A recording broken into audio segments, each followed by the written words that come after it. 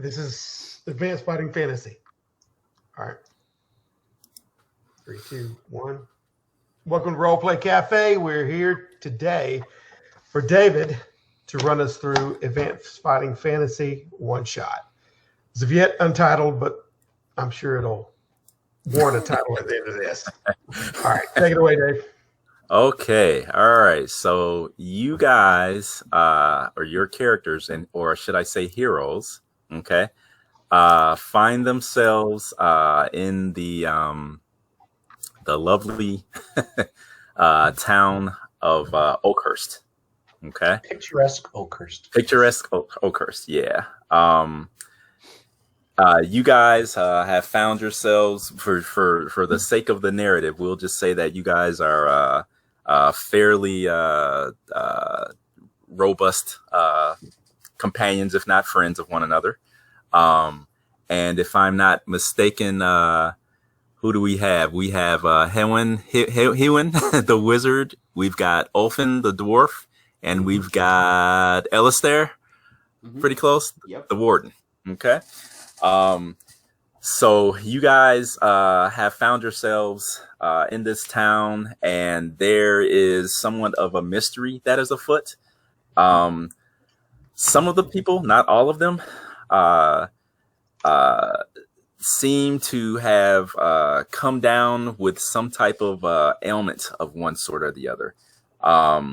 Folks are kind of roaming the streets. The farmers have stopped tending their fields and their livestock.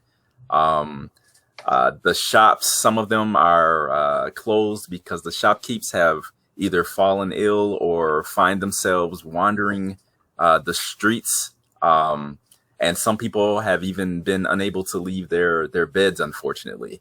All of them seem to be in almost a type of trance of some sort. They seem to be almost listening to something, maybe even hearing voices that no one else seems to be able to hear, and apparently no one knows why. Okay. Now, this isn't afflicting us. Not at this time. Not at this okay. point.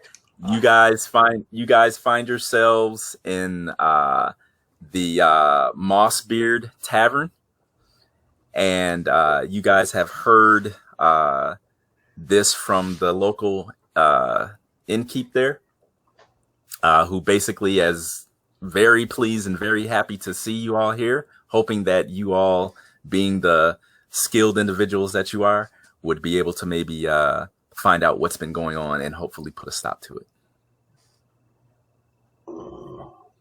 Okay. Being the heroes that you are, of course. Of course. Innkeep, how long has this been going on? The innkeep kind of leans in towards the table as he lifts your cup up and wipes the spilled wine underneath it, and he leans in and says, "Oh, for at least a good month or so." He says it started off slowly, and we thought nothing of it. Maybe perhaps the well water had gone bad, or the stars were misaligned, or something of that nature. But at this point, now that it's affected more and more people, we think that there's something more to it. Elstar pushes the wine away from him. And how many of these people frequent your establishment, the Mossbeard Inn? Hewen intercepts the wine and puts it to his lips. Okay. Wait. Ulfin's like full on. Ulfin is not impressed at all. Are you going to finish that? Are you going to finish that? Or I'll take that. He's not impressed at all by the quality of the wine, Not that he's probably a wine guy anyway, but the wine is very it's bitter and very low quality to travelers such as yourselves, but it hits the spot. It does the trick. It smells like vinegar. It probably tastes like vinegar. Exactly. So the innkeep leans over and he says not many frequent this place, but after the weekly chores are done, or after the crops are done, and the farmers or hands decide to come in and have a drink and play a game of bones or two, or try to enjoy themselves, he says. But we don't see much of that anymore. Just the occasional merchant who comes through, but even that seems to have been have dried up for me. I haven't seen any new travelers except for the three of you in a fortnight at least. More wine? Oh yes. No. Can you tell me who first came down with symptoms? Do you know of anyone? He stands up and kind of scratches his chin, in thought, and he says, "It might have been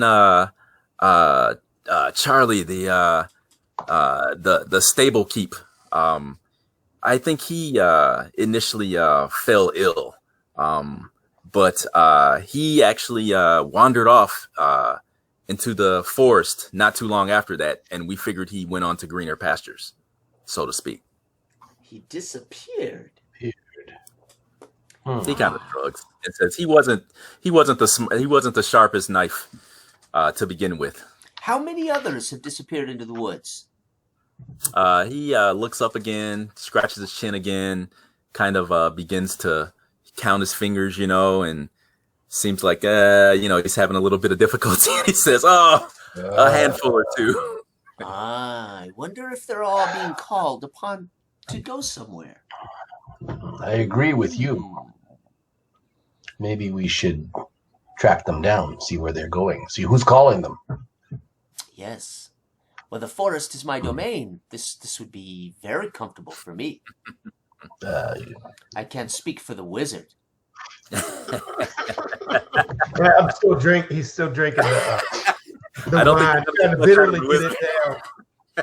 He's like, "Yeah, I go where you lead."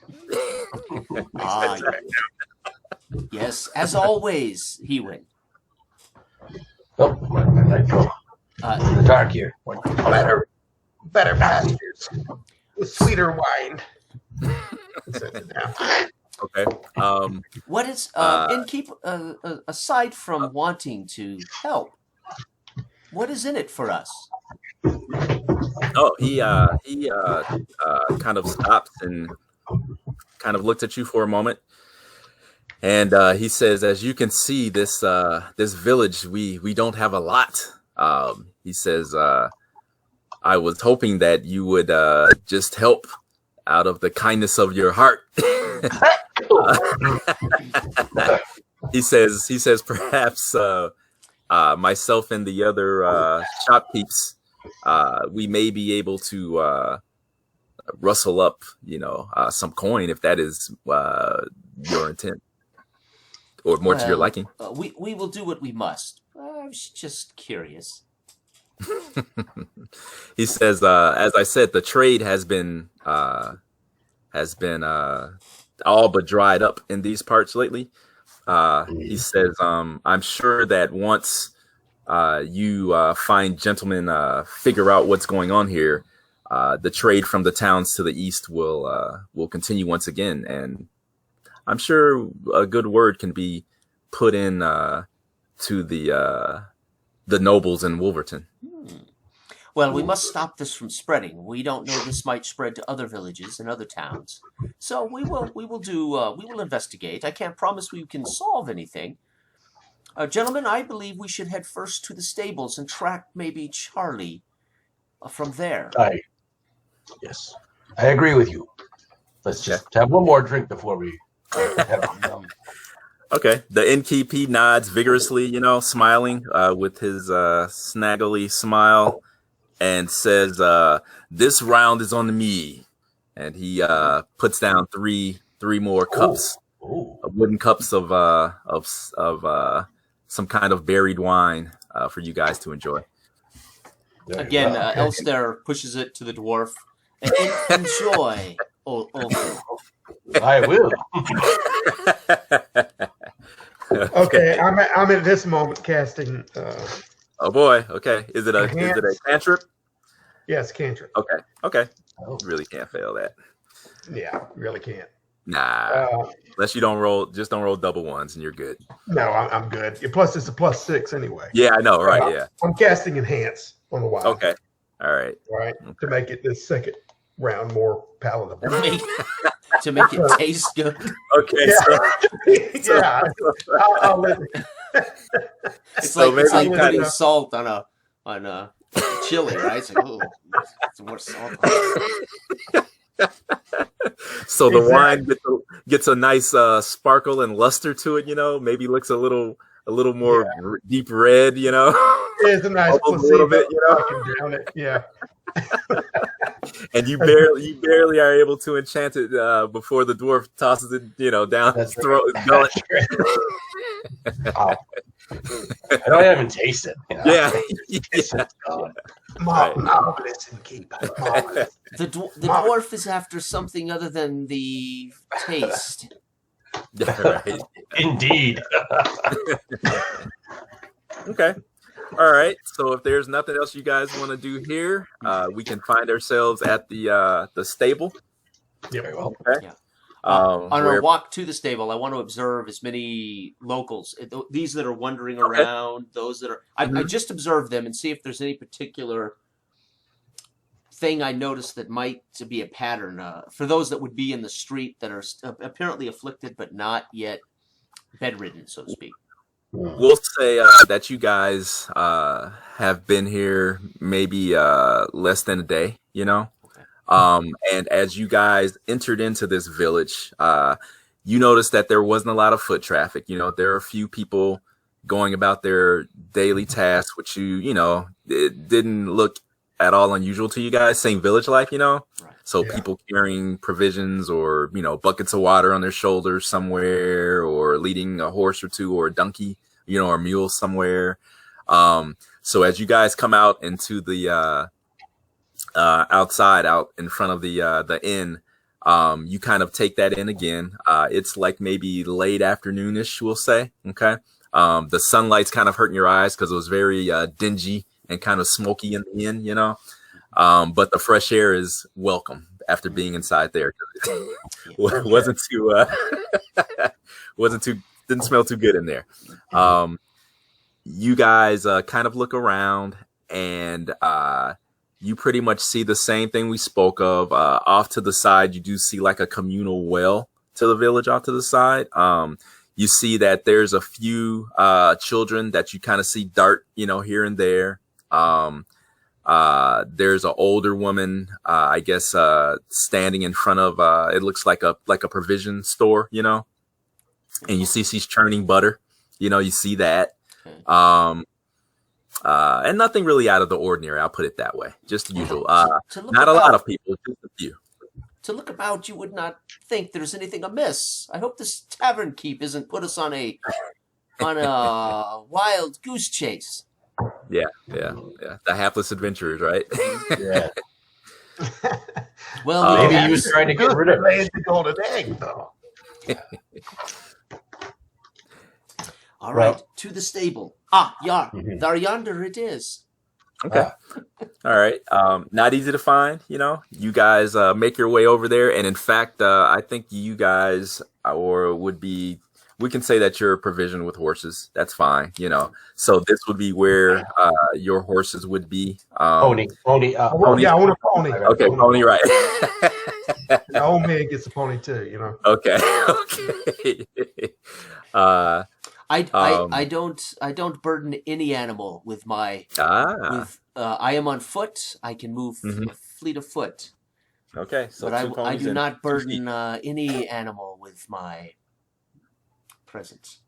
Okay. I thought you were going to say ass. Sorry.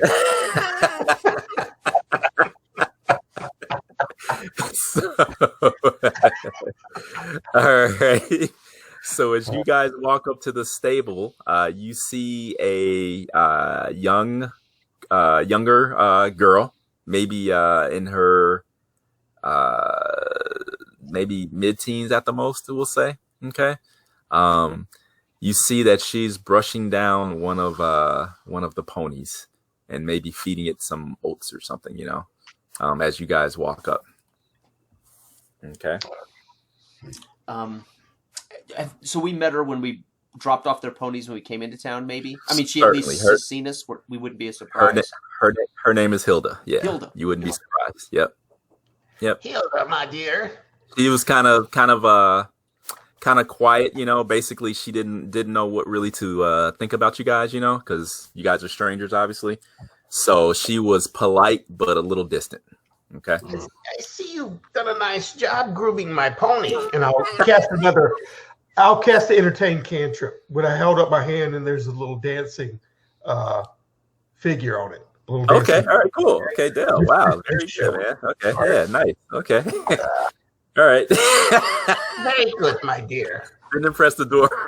Elfin's not impressed with the wizard's A little tricks. tricks. But the girl, she likes. Don't you? Okay. So she seems to get a little kick out of that, you know. And it kind of breaks the ice, you know. So she was kind of doing the shrinking violet kind of thing, you know, kind of keeping her distance. But once you do that, she kind of loosens up a little bit. And she asks, she says, are you leaving us so soon? Kind of speaking to the three of you guys. Now that you've been entertained, girl, we have your attention. I step, cutting off her view of the dancing thing. Your attention, Hilda, is it? Mm-hmm. Hilda. She nods. Charlie, relation to you, Charlie, the gentleman who's disappeared. She nods and say, "That's my dad." Ah, your papa. Mm-hmm. Oh. Can you tell us how he acted, and when did he disappear, vanish? Have you or anyone else looked for him? She kind of looks down, you know, towards the ground and starts to kind of she clasps her hands together, you know, kind of looking down at her hands, and then she gives you a big sigh, and she looks up and she says he's been gone, you know, for too long. Many days now, and we don't know if he's going to come back or not. Well, you're having this discussion. I'm going to kind of motion to Hilda that maybe I can feed the Okay. Right, take the feedback from her, and as she's talking with them, I'll start giving myself a little handful of the feedback. You know? Like I'm eating popcorn, watching something going on, you know, like, well, that's really interesting. Okay. The pony kind of snorts and kind of nuzzles you, you know, on the shoulder, like, hey. Yeah, I'm looking at it like, what? Okay. Hilda kind of gives you a glance and kind of you know, gives you the side eye. Out of my beard. She says, we don't know when he'll return. She kind of shrugs and says, Grandma says he just went for a trip to the east and he'll be back before we know it. Ah, The east. Towards the big city. Towards the big city. So he had his. He was aware and cognitive when he left. He was not ill. She cocks her head and she looks at you. She doesn't. I don't understand what you just said either. The big city of Wolverton, my dear. Speaking English. Yeah. The big city of Wolverton. Yes. Pardon, sir. Did he know he was headed east? She shrugs and she says, you know, she says Pa would occasionally take horses of ours east to the other villages or to the big city to sell on occasion, but are there horses missing? She says we have none to we have none to sell now.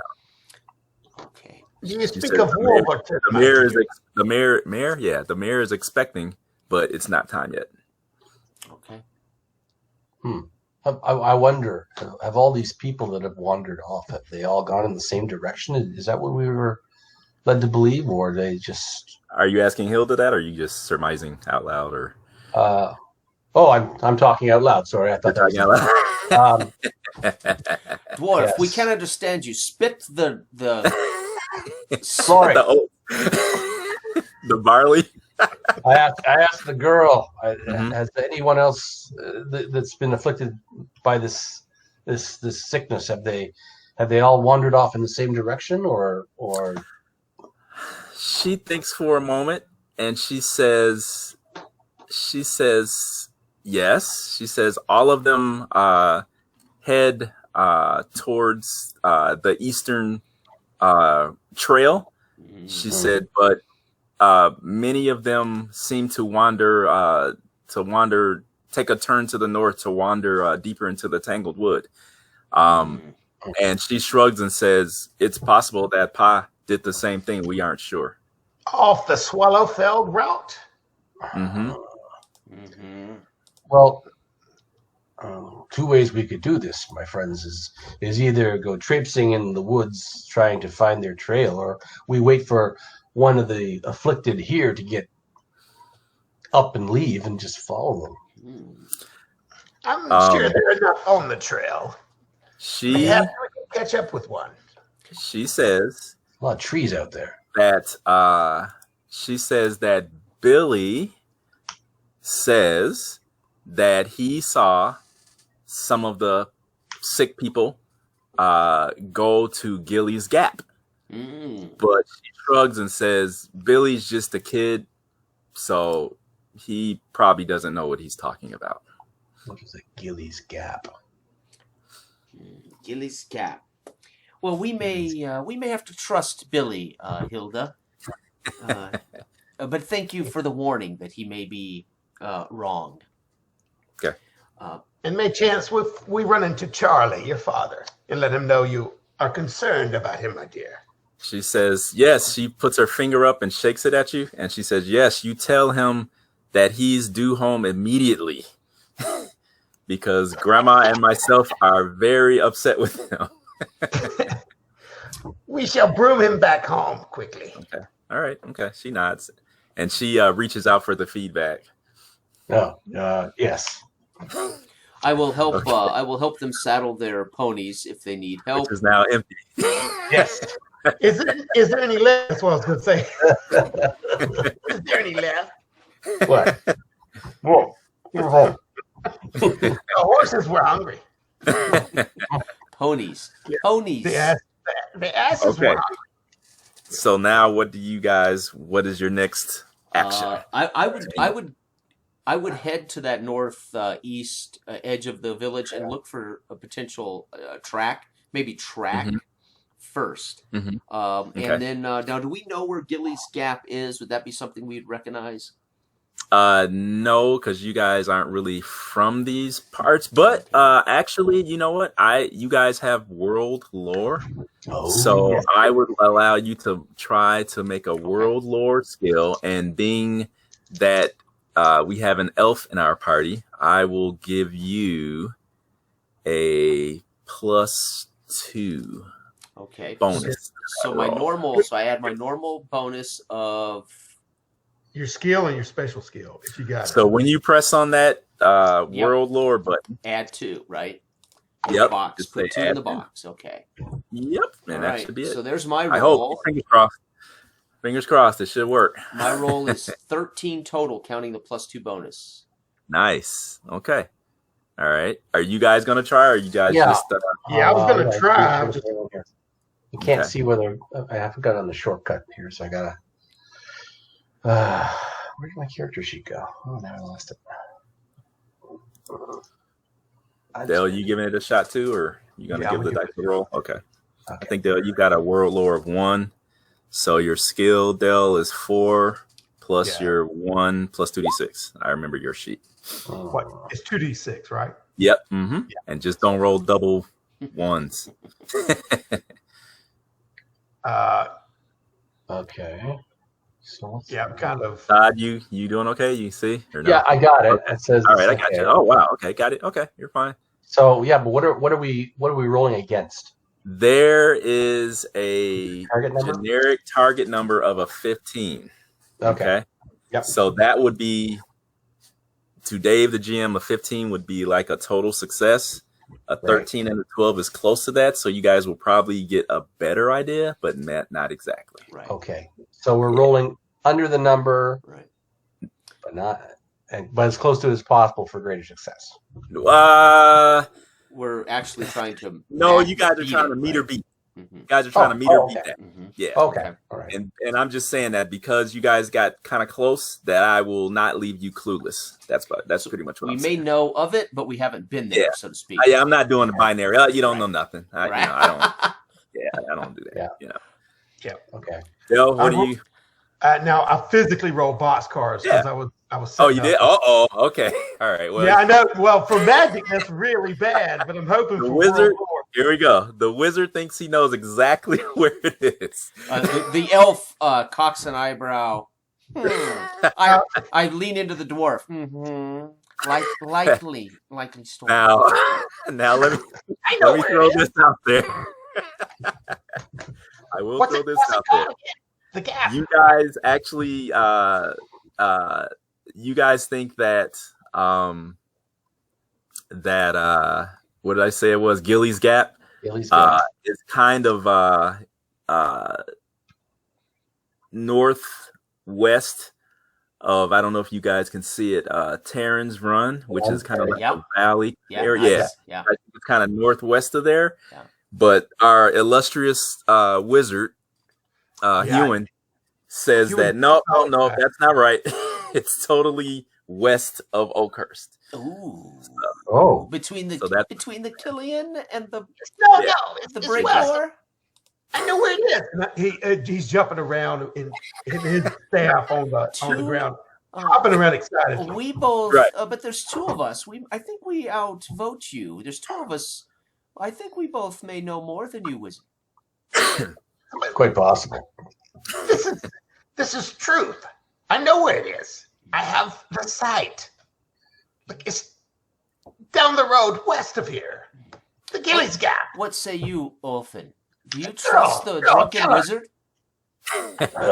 All he's good for is party tricks, as far as I can tell. The oath there. Hewen, how do you know of Gilly's Gap? Yeah, you say his vote is more than mine. Gilly's. Tell him, girl. Tell him the direction of Gilly's Gap. And I shall show you your little dancer again. Hilda, can you confirm what he says? Hilda kind of looks up as she was rummaging her hand in the feedback, trying to see if there were any little anything left at all, you know. And she looks up and she gives Olfin kind of a dour look, you know. And she looks up and she says I really don't wander too far away from the village. She says, but she shrugs and she says, I'm sure Billy knows. He goes everywhere. You know. While she's doing that, I'm picking the barley out of my beard and kind of sprinkling it back into the bag. So she's got something to feed me. Poor pony. What is this Billy you speak of? We shall settle this now. She says that he hangs out across the way at the we'll just call it the general, you know, the general's trade post or whatever. Yeah. Mm-hmm. You know, the store. Okay, Hilda, you watch my pony. I'm going to speak with Billy. Come along, y'all. Mm-hmm. I'm waving you. Let us settle this. Reluctantly but gracefully fall in line behind the wizard and the dwarf. As only an elf can, yes. I see it. I look as though I'm walking on just above the ground. Right. Hewen is very purposeful and his strides very determined. I know, confident, as a wizard should be. Mm-hmm. She's I'm just kind of wobbling along. To question my authority. Anyway, do not question my authority. The wizard can way. You question me? Oh my gosh! Intolerable. And I'm going across. Okay. All right. So he's moving over there, staff clumping in the mud as you guys cross through the, I guess it's not a square, but the central area past the well. Tell them where the gap is. And you see the old woman who was churning the butter. She's churning away and everything. And as you guys get closer, it slows down. And as you guys get right there, she stops. and she's just looking at you. Now what? What can I do for Oh, you? woman, where's Billy?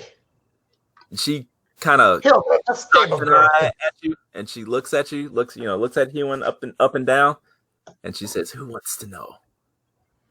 Now, better He yet, where's the gap? She looks Solve at the it. two. Riddle. She looks at the two of you, and she says, "What's the geezer want with Billy?" We only want to know where Gilly's Gap is. And Go we ahead, are old looking hag. where some of the villagers have gone.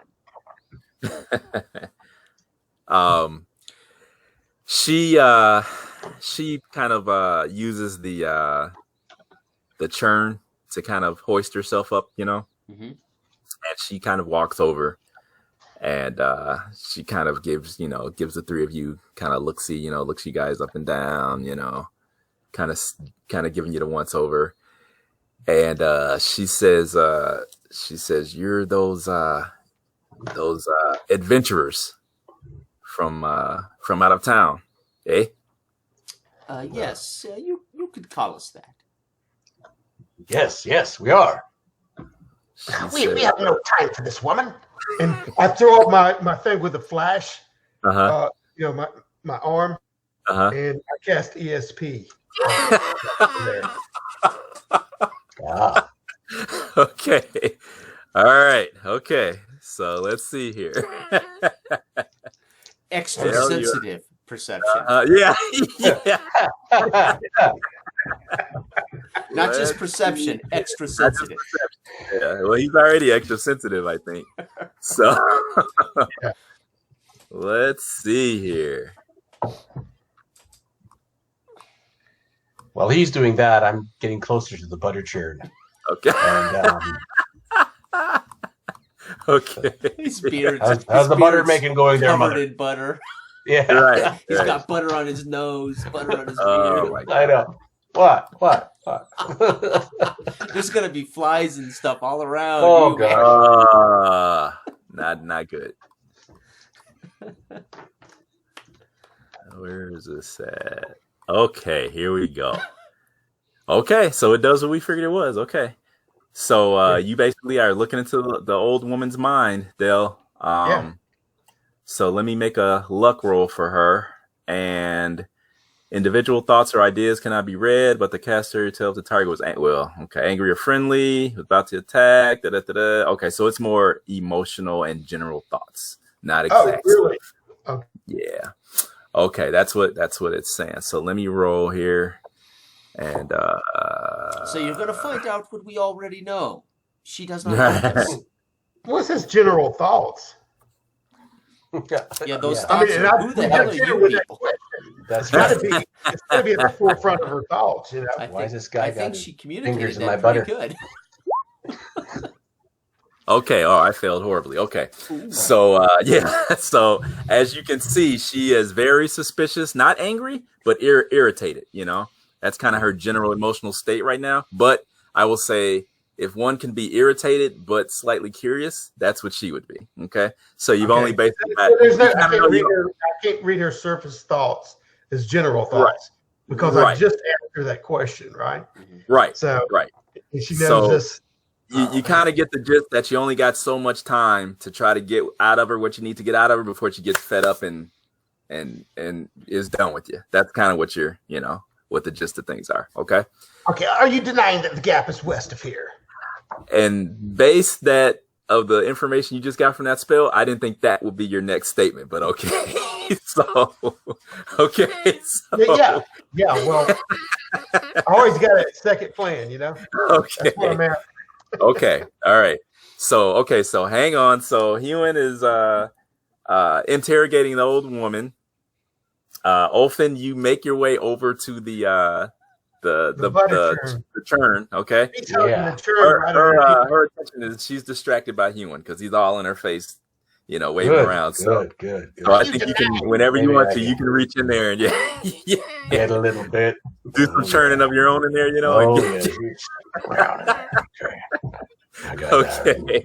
And Elstein, I guess you're just at this point, you're just kind of taking off. Yeah. Okay. All right. Okay. So Hewen, she says, yeah, I know of Gilly's Gap. It's named for one of the townsfolk around these parts. It's a sinkhole. Where's it located? She kind of waves her hand and says, a little bit north of here. North. That's. Didn't she say west? Weren't you saying west? No. Wait, you were saying west. Western Trail. Follow along the Western Trail. Then turn west, turn north at the Old Oak. Oh my! I'm afraid these people may be lost forever. She says, what do you know of the sickness, elf? Only what we've heard from your innkeep over at the Mossbeard Tavern. People fell ill months ago, and they've got taken to their beds. They have ailments, and some are beginning to disappear into the woods in the surrounding areas. We're here to hopefully investigate and put a stop to it. Her eyes grow wide at that, and she seems to soften a little bit after you say that. And she clasps her hands together, and she says, my poor son has wandered away. Not too long ago. She says, if you could, and she looks like she's about to tear up, She says, if you could only find him, or even kind of sniffles. She says, find out what became of him. She says, the best woman. He went to the gap. And then speak honestly, and I'm casting cantrip right now. Oh, yeah. All right, so that's 8 plus 6. Yeah. Oh gosh. Okay. Yep. Now she can't lie. If she did, she can't out. My dear woman, we will endeavor to find everyone missing, including your son. Mm-hmm. And here, for your trouble, here is a gold piece. This will pay for the butter that my friend has now contaminated with his filthy hands. she looks.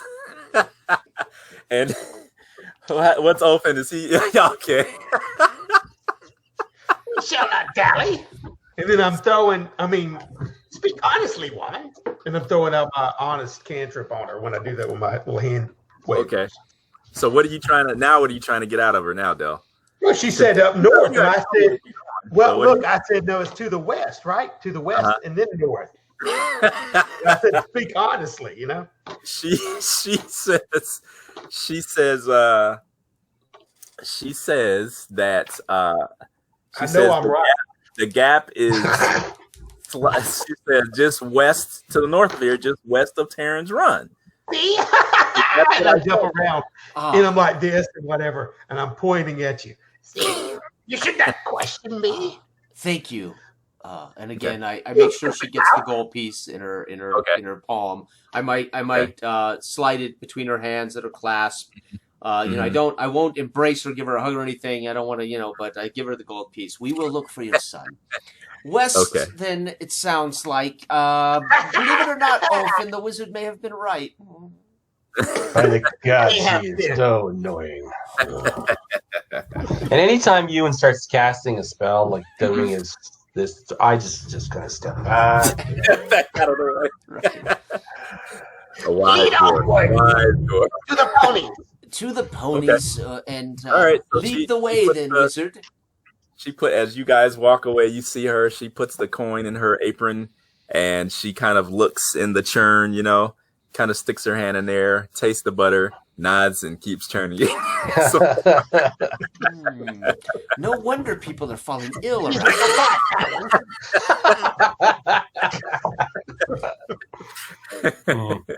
All right. Okay. All right.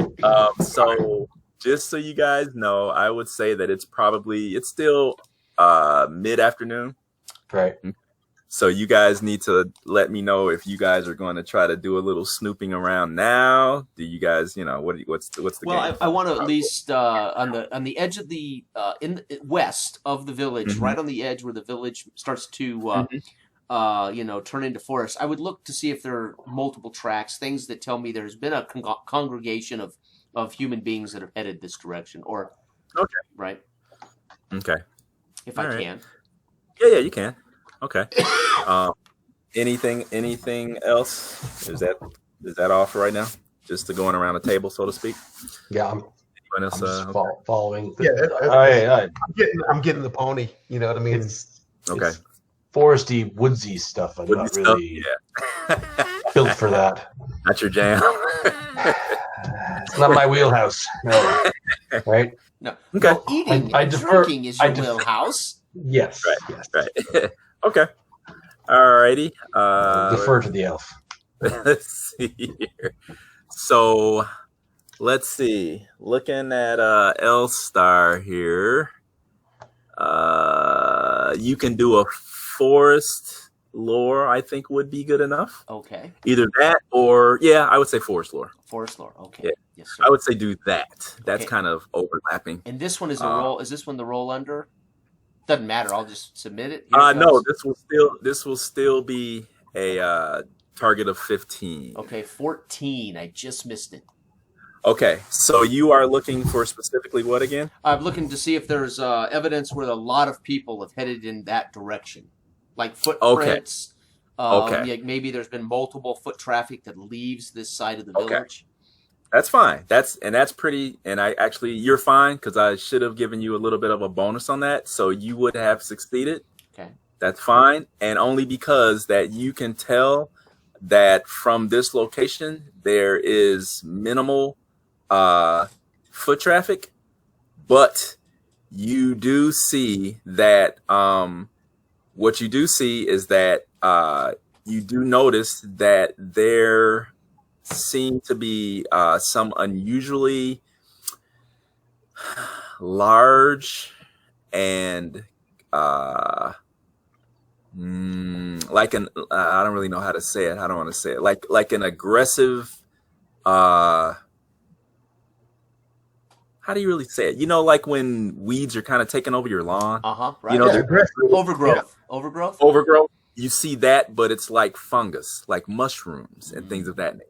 And would not be normal. Having been a warden in the forest, this is not normal. No. And from the looks of the mushroom type, they are not a healthy Variety. strand or variety or whatever. They're typically very poisonous, toxic, very bad. So I put a hand on the dwarf's chest.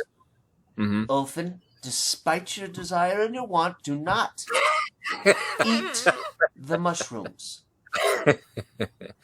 And when I say large, I will say these are like head-sized, maybe a little larger. Oh. So there. Now we will find you edible mushrooms, but my friend, do not devour these. We're just breaking into the. Very well. Mm-hmm. Okay. No, they're not the kind of. No. Any large mushroom with bright red dots. Right. Right. And what Elstar does notice is that there seems to be like a for lack of a better word, kind of like a migration of these mushrooms that if you kind of take a look, see, it looks like they're kind of heading or coming from kind of like a northern-ish direction.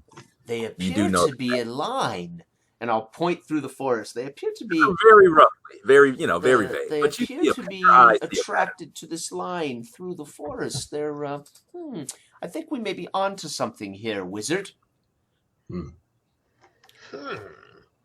Very unusual. And I slip off my pony and walk over there and look at it, take my staff and push into it and see if there's any spore that comes up. Am I recognizing any of this? Hold on. You can from a wizardry. I don't know if that would. Yep. You can make a wizardry test. Yeah. So that will be your skill plus your wizardry, which will be 7 plus 2d6. And yes, you can. Okay, 8 plus 7, 15. Okay, right there. Okay. All right. So you seem to know that this fungus, these mushrooms, are typically found more so in cavernous locations, I was caves, just gonna ask that. underground type things. Let The the fact that they are I would- above ground and so gigantic These is odd. Is very odd. these the dwarf knows. These mushrooms. Underground door. I was my underground door. Yes, in caverns. Yes. In Yep. caverns. Yep. Indeed. Had he had Ulfin not been inebriated, he would have known this sooner, I believe. Oh, look at that! Look at that! Yes. The dwarf, Yes. Eureka! Oh, Eureka. Shida. And Todd, for the first crit, I'll give you a point of luck. Oh, look at that. To Nice. that, just I you was got it. I was just thinking I was just going to ask you was Yeah. we probably have mushrooms grow underground that we're familiar with. You know, are these similar to anything I've seen before? Yeah. Yes. Great, I've already And- stolen. Yeah, look at that. When the dwarf is not stuffing his face with beverage and food, he's actually a help to us. Olfin, you know for sure, without a doubt, that your great grandfather used to tell tales of a race of mushroom folk Mm. who, Yes. when you saw this type of mushroom and that it was that size, that you better be careful because you are in their domain. Right. Mm. Okay. Yes. Critical. I will That's regale them gotta with get this the whole bottle of wax. information. What are you blathering about? Why should we be careful, My- Ulfin? Are they dangerous? Indeed, they are very dangerous. Then These are the words of my great Yeah, keep going. grandfather, Prove it. Put one down in your gullet. Dolphin Redhammer. Yep. Yes. Prove it. These- Put one down your gullet, oh. Did he say anything about whether these mushrooms lead to their lair?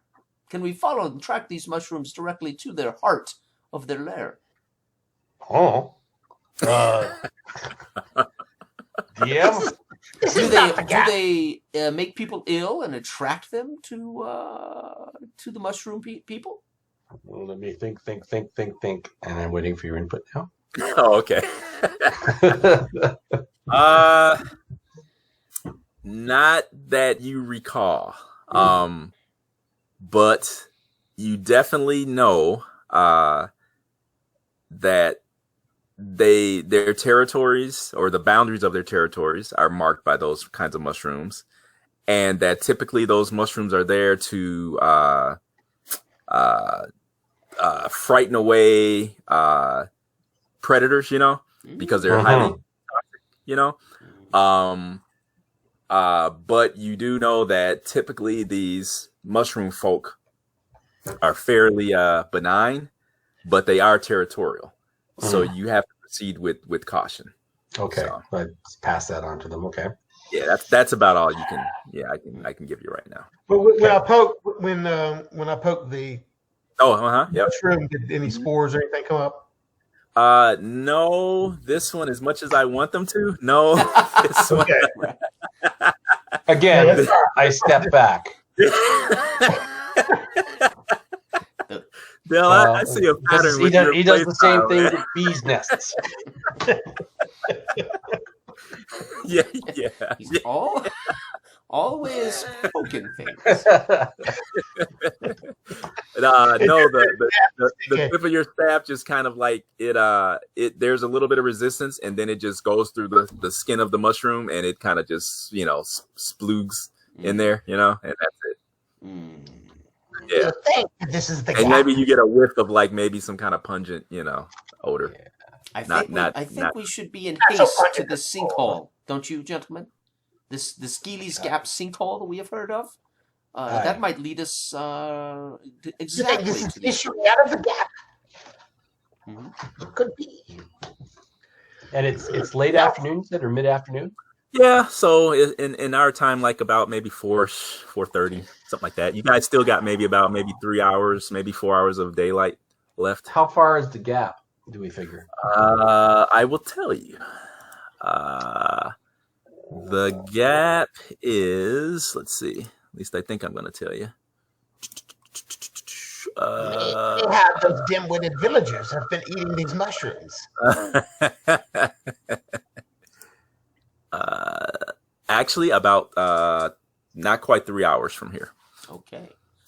Um, If it's where you say it is, wizard, we should be there before sunset. Not if we dally here, looking at mushrooms. You want to collect some quick? Quick, What have you spur got? your ponies, and I take off into a long stride through the a lot, woods, right? stepping between the mushrooms, moving Yeah, quickly. I'll do a little canter. Let it run. I get on my pony and kick it, and of course it just goes running off, and I'm just bobbing up and down on it. So you just kind of hang on for dear life. Remember those Okay. things we had when we were kids? Those big rubber Yes. balls you'd Oh, throw and yeah. have Oh, the yeah. handle and Rock yeah, on them, right. yeah, bounce along. Do I Yeah, really? yeah. I remember that Let's very go well. I can't remember what they called them though, but yeah. I don't know. He's a fan. Okay. All right. Okay. So let me make a roll here.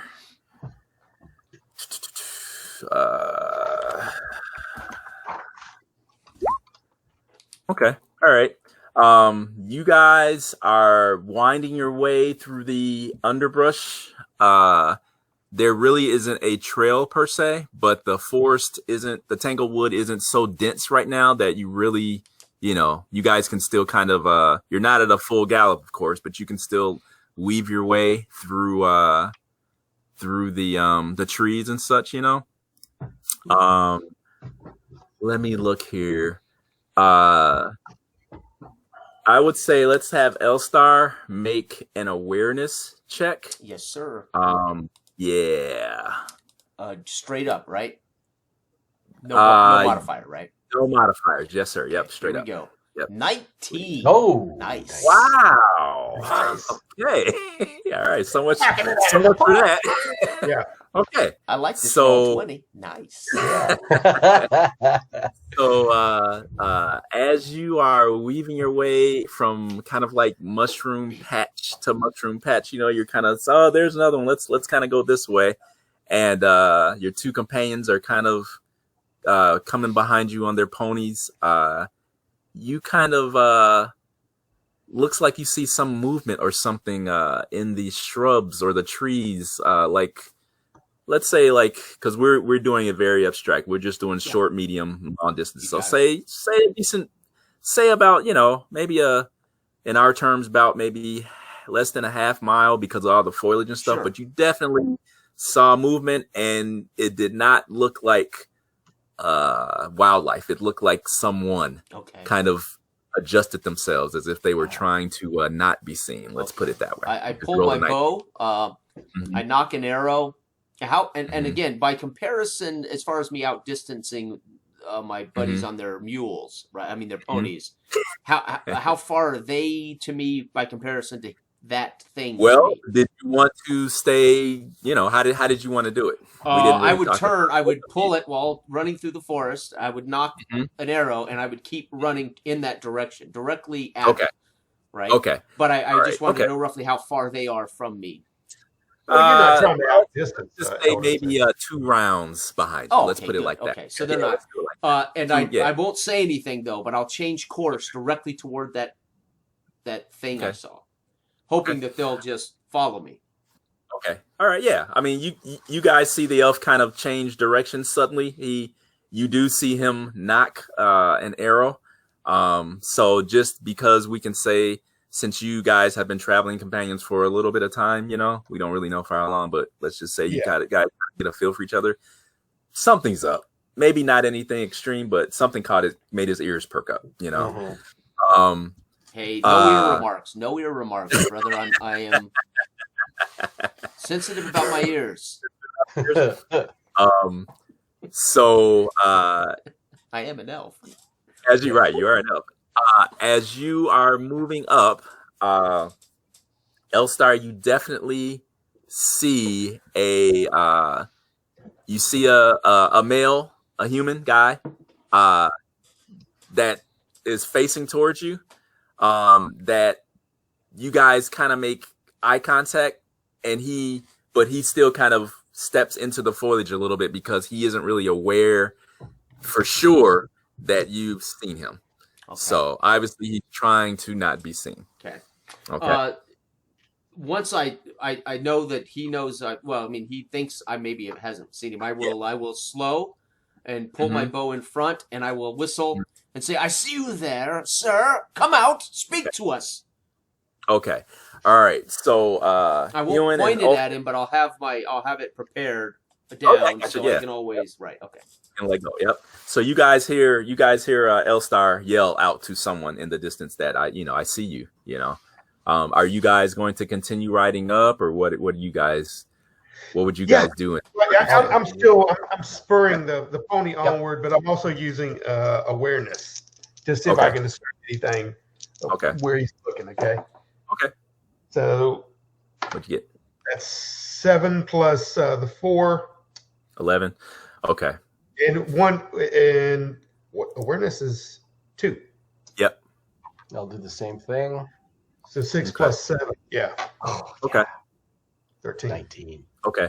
What'd you get, Todd? 19. 19. Okay. The wizard doesn't really see anything. He just it looks like Elstar's kind of like looking in the bushes, the shrubs, the tree line over there. But Ulfin, it looks like you do see someone is in those bushes, kind of obscured for the moment. Okay, Right. as you're riding up. Okay. Okay. All right. Yeah. Okay. It's So like the elf is in trouble. He sees someone in the wood. Forward, pony. Okay. So now going all the way back around, a figure steps out of the tree since you've outed him, and you see that this guy is kind of dressed in like a light, kind of. I think you're wearing kind of something similar. Okay. Listen, or Elstar is. He's wearing a leather cuirass. Yeah. Yeah. So you actually see that there is a human male there that is wearing light leather similar to yours. Not quite as the craftsmanship is not there, because yours is of elvish origin. But he's wearing kind of a crude light leather harness of some sort. Okay. And you see that he is wielding a basically what they call them swords. Basically, it's a long sword. Okay. And he has a smirk on his face. He's got a knit kind of like a stocking cap, over his head, that kind of goes down over one shoulder. And you see he's got a kind of like a sack in one hand, the other hand. And he says, "You've outed me, sir." He says, "But under the same conditions, I would say that you need to stand down and lower your weapons, for you are in my domain now." You cannot be hunting. Nobody hunts with a sword, sir. I win. Your domain. I win. So, has he drawn his sword? Huh? What? Has the guy drawn his sword, or is it? It's out. Yeah, it's out. Oh, it's out. Yeah. Yeah. Oh, then my battle axe is out. Okay. Okay. Yes. Dale, you distracted me. I forgot what I was going to say.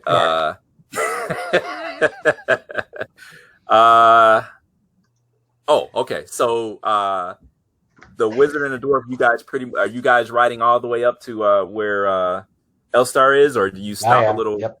Are you okay? Yeah. Dale, do you ride up there? I'm still slapping the pony. Okay. All right. Okay. As the figure sees you two guys ride up as well, he kind of is taken aback a little bit. He kind of takes a step back, and against my better wishes here, let me roll just to see. Oh, okay. All right. Okay. So he does indeed take a step back, and he says, company. he says, "Perhaps we'll meet under better circumstances, Elf, when you're not quite so you know, when your friends aren't here to help. And he will kind of step back and attempt to make haste back into the foliage if you allow it. Yeah, I will, but I will creep forward and kind of keep an eye on him. And if he makes a break for it, I may make chase. Okay. All right. So you see he kind of goes off like and I'll just say basically you guys found yourselves on kind of like a hunting trail, more or less, you know, because you guys kind of found the path of least resistance, you know, to the forest. So he steps off of the trail, and you can kind of see the shrubbery and the foliage kind of moving as he's kind of going, you know, into there. So if he's headed in the direction we were headed, then I would follow. If he's headed east or opposite, I'll say he's headed east. Yeah, he actually heads more of a southeasterly direction. Okay. So no, not in your not in the same. I pull my bow down and I look at my comrades.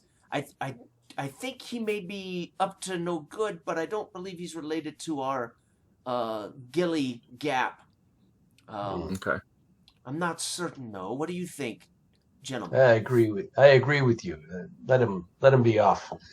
He would take us away from our true task. Would he have looked like a mushroom, one of these mushroom men to you, Ulfin? Your great grandfather mentioned the mushroom men. Would he be of one of these tribes? No. He was wearing a stocking cap. No, you can't get a stocking cap on a mushroom men head. Actually, it won't fit mushrooms. over the. Yes. Oh, I did not know that. Yes. I didn't live that long ago. Okay, then I will put my bow and my arrow back, and I will again begin back headed in the direction we think Gilly's Gap is. Okay, all right. Okay, well, before he does that, see, I want to. What are you casting? Yeah, I know. Never give Dale magic. Never. No, listen. If the guy ducked into the brush, and my elven friend jumped in to follow him, right? No, I wanted to verify if he was headed our direction or another direction. But we can see it's the trail, right? The path on the trail. Mm-hmm. Okay. Well, you guys are kind of on like a hunting trail. He would obviously he was a bandit. You know, he's one of the bandits. Oh yeah, he's a highway. Yeah. So, yeah, exactly. So he kind of just pushed his way off the hunting trail, kind of deeper into the woods. So basically, he's trying to make it as difficult as possible for you guys to follow him. There's no way you'll be able to bring your ponies kind of in the way he went. You'd have to get off and travel on foot if you want. So. Okay. Now you could always burn the forest down if you want. No, I don't want to do that. Over my dead body, wizard. I was wondering how far away he was, you know, by the time we caught up with him, if he'd already kind of. I mean, there was the exchange of words, and then that was pretty much it. I mean, if you really want to do something, you can. You know, I won't. You know, what did you want to do? Well, what I wanted to do was, well, I don't want to change what happened there. Oh, okay. Well, you know, I was going to cast illusion and put like a wolf behind him, so when he turned around, he wouldn't. You know what I mean? Oh, okay. It would give Jason's character a chance to, you know what I mean, get on him and capture him. That's all. I think because the exchange kind of happened pretty quickly, and he saw you guys coming up, he was like, "I'm out of here." So yeah, shot out. Okay. All right. Yeah. Okay. So you guys kind of gather yourselves and everything and continue on where you're going. And I will say like about maybe 45 minutes later, roughly, L-Star, well, actually all of you guys, because it's very obvious, you guys really start seeing kind of like signs of just like not specifically mushrooms, but just fungal, you know, obvious signs of fungal growth, kind of almost attacking like the trees, you know, it's like kudzu or anything else. It's kind of like a like an infestation. We have an infestation of fungi here. Yep. You guys noticed that right away. No, it's not. And L-Star actually sees comes upon a sign of a looks like maybe what would it be, like maybe a I don't know, a deer, lying there in the foliage, and you see even the body of the deer has been it's the fungus is trying to even absorb the poor deer's remains. Not good. This is now very aggressive. Killing. This is now, watch our step, gentlemen. These things are clearly capable of killing. Okay. I look at is there any other signs of trauma on the deer? Like, did the deer die first of something else and then the fungus grew into it, or does it just look like it's been overrun with the fungus? Often, I would say you have healing. So I would say if you don't have the button ready, make a skill plus healing plus 2d6. So that would be an 8 plus 6 roll, and see what you get. I got healing. 19. Ooh, dang! Oh, did you? Oh, the roll 20 gods are being kind to me. Yes. Good job. Okay. All right. So you guys see Ulfin kind of kneels down and kind of gingerly kind of examines the carcass of the deer. And Ulfin, you can see that the fungus has actually been consuming, the flesh of the deer. Certain spots you can see the ribs, exposed, this, that, or the other. And actually, with that roll, I'll tell you, you also see that some of the more natural, like the insects and stuff that would normally also jump in, they are lying dead, around this. Okay. So to answer your original question, before I get carried away with that description, it looks like probably you can guess that the actual the fungal, the deer died from the fungus, not from any from a predator or something like that. Okay. Yeah. That's what I wanted to know. Okay. Yes, Indeed. we need to keep our distance from this fungus, my friends. Yes, we That shan't is get the any fate sleep that in could await the us. Okay. Yes. All Eyes alert to the cat. But we must be getting closer. If this is overgrown and the greater the infection, we must be getting close. And the light is waning. What's Perhaps it's tainted the water source of the village. gosh? Shall see.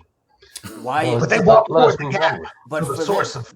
and for it to draw people to it, it sounds as if these people were drawn to it. Yes, at the gap. This is where we need to go. The source of the lead problem. the way. Root. Lead the way.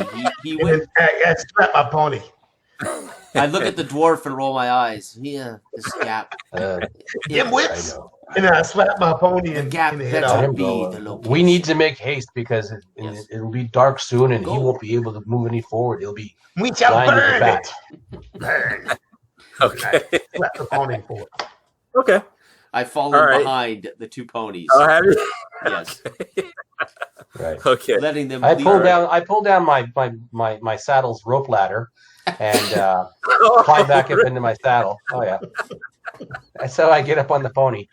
Little rope ladder. I give him a little. I grab him under the armpits, kind of give him a little boost up. I've got this. I've got this. No booster seat needed. Didn't ask for right? help. Okay.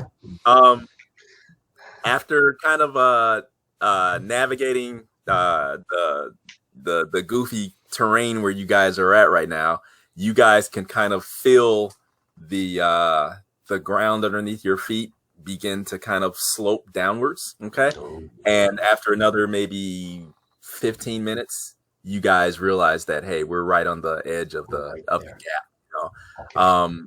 And you guys see that you guys can kind of get to a point where you can actually look down and actually see the sinkhole. It's about maybe 25 feet in diameter, so it's fairly substantial, Okay. And you see that there's like old pine trees and a huge massive oak tree right there, that kind of makes it, it marks it. You can see it, you Right. know, you'll know, hey, that oak tree, there's a gap right there, you know. Yeah. Okay. As you guys get a little bit closer, you see that there's like numerous roots, and vines that have kind of taken hold over the years, and that actually kind of creep down into the sinkhole itself. Okay, and then not to mention, interspersed, I think is the correct word. You see the mushrooms and stuff all scattered amongst, Okay. as if the mushrooms are actually crawling out. Have crawled and crept. It looks like they are using the veins of the great tree as an escape route, or they've infected the great tree. I think we can use these vines as our way down into the hole in the earth. Yes, it's a blight upon the forest. It'll creep out to the village Indeed. if we don't stop this. Well, let us go forward then. Now, First, can we have a bio break? I can see fairly well, gentlemen. I don't know how well you Okay. see. I am fine. It's the wizard here who's going to be useless to us shortly, unless he likes a torch. I believe I should take up the rear, put the wizard in the middle, and you lead the way, dwarf. Well, now we're back into my kind of territory. Yes, indeed. Very well. Okay, as you say that, I look at you and do a cantrip and just do the glimmer, which is like a soft light, small light. Okay, Oh, now I am blinded, you fool. it's not a light. It's more like A soft. I get enough light for myself. You know what I mean? Well, it's all about you, isn't it? Yes. Oh. Now And they I go over. now I go they over can to see the us pony. coming, you fool Hewin. Indeed. All right. Could we take a 5-minute? Yeah, sure. Yep, Break? no problem at all. Okay. Yeah. Yep. To get a refreshment Yep. and 2 seconds. be Good idea. back. Okay. Okay. Shortly. All right, I got it on pause.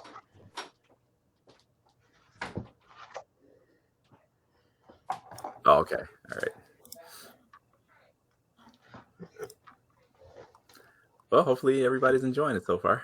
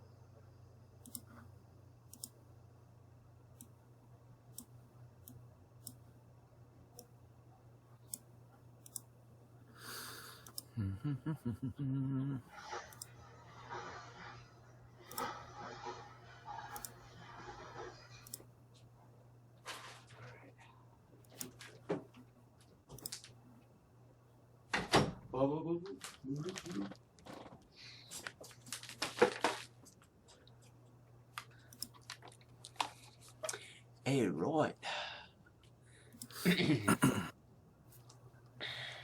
So hopefully everybody's having a good time. Oh, heck yeah. Are you kidding me? Fantastic.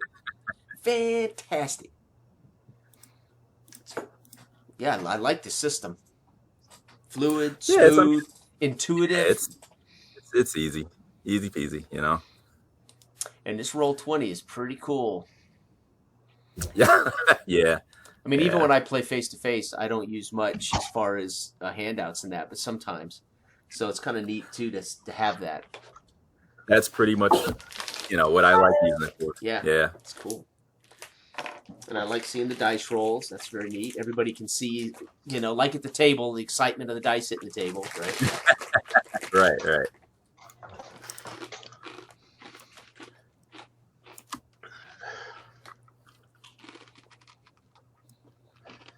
Now, does this count?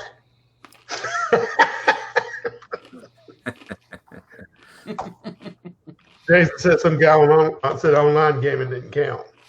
Yeah, I saw that. Yeah, I'm like, really? Hope he was just trolling. I hope he wasn't serious. Well, he handled my response. Yeah, I saw that. He handled my response fairly well. So yeah. Well, that was about the nicest response you could give anyway after that remark. yeah. You know? As my brother says, though, my brother's like, Go. don't respond to that. That's my brother saying, why do you even respond to that stuff? So, well, I Yeah. thought you had to acknowledge. Yeah. Yeah. All right.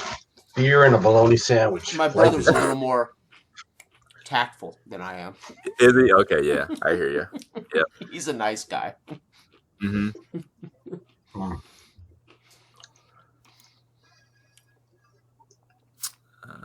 Let's see here. Okay, you guys. Oh, yeah. All right, if we're ready, I'll hit record. All right. There we go. Fine. Okay, cool. All right. Okay. Did you guys get another screen so you guys can see? Yes, sir. Yep. Looks great. Okay, so that's kind of a rough, kind of like a rough estimate, Yeah. or sure what. And here's a question I have though. Okay. In your recording, Dell, is this going to show up? Is the Roll20 part going to show up? Yeah, I got it split screen. Okay. Oh, do you? Yeah, and, Cool. and, Okay. and I'm recording it for backup, and when I click on any screen, it shows up. Ah, nice. Okay. So when I click back and forth, I can as well. So we'll have two versions in case something goes wrong. Cool. Okay. Sometimes it does, yeah. That's cool. Okay. All right. Okay. Okay. So, yes. Okay. So the heroes are now descending down into Gilly's gap, which is the sinkhole, using the vines and maybe. Now, some before I of left, this is what I wanted to do. Yes. Let's just say this. Yes. I will try to hit the pony and tell him to go back down toward the town. All right. Okay. Okay. Okay. So I'm slapping the pony. You're All not right. riding back with me, all right? I'm just looking over straight off the bat. That's not going to happen. At least my pony will be alive by the time. Okay. Okay. All right. So yeah, you smack the pony.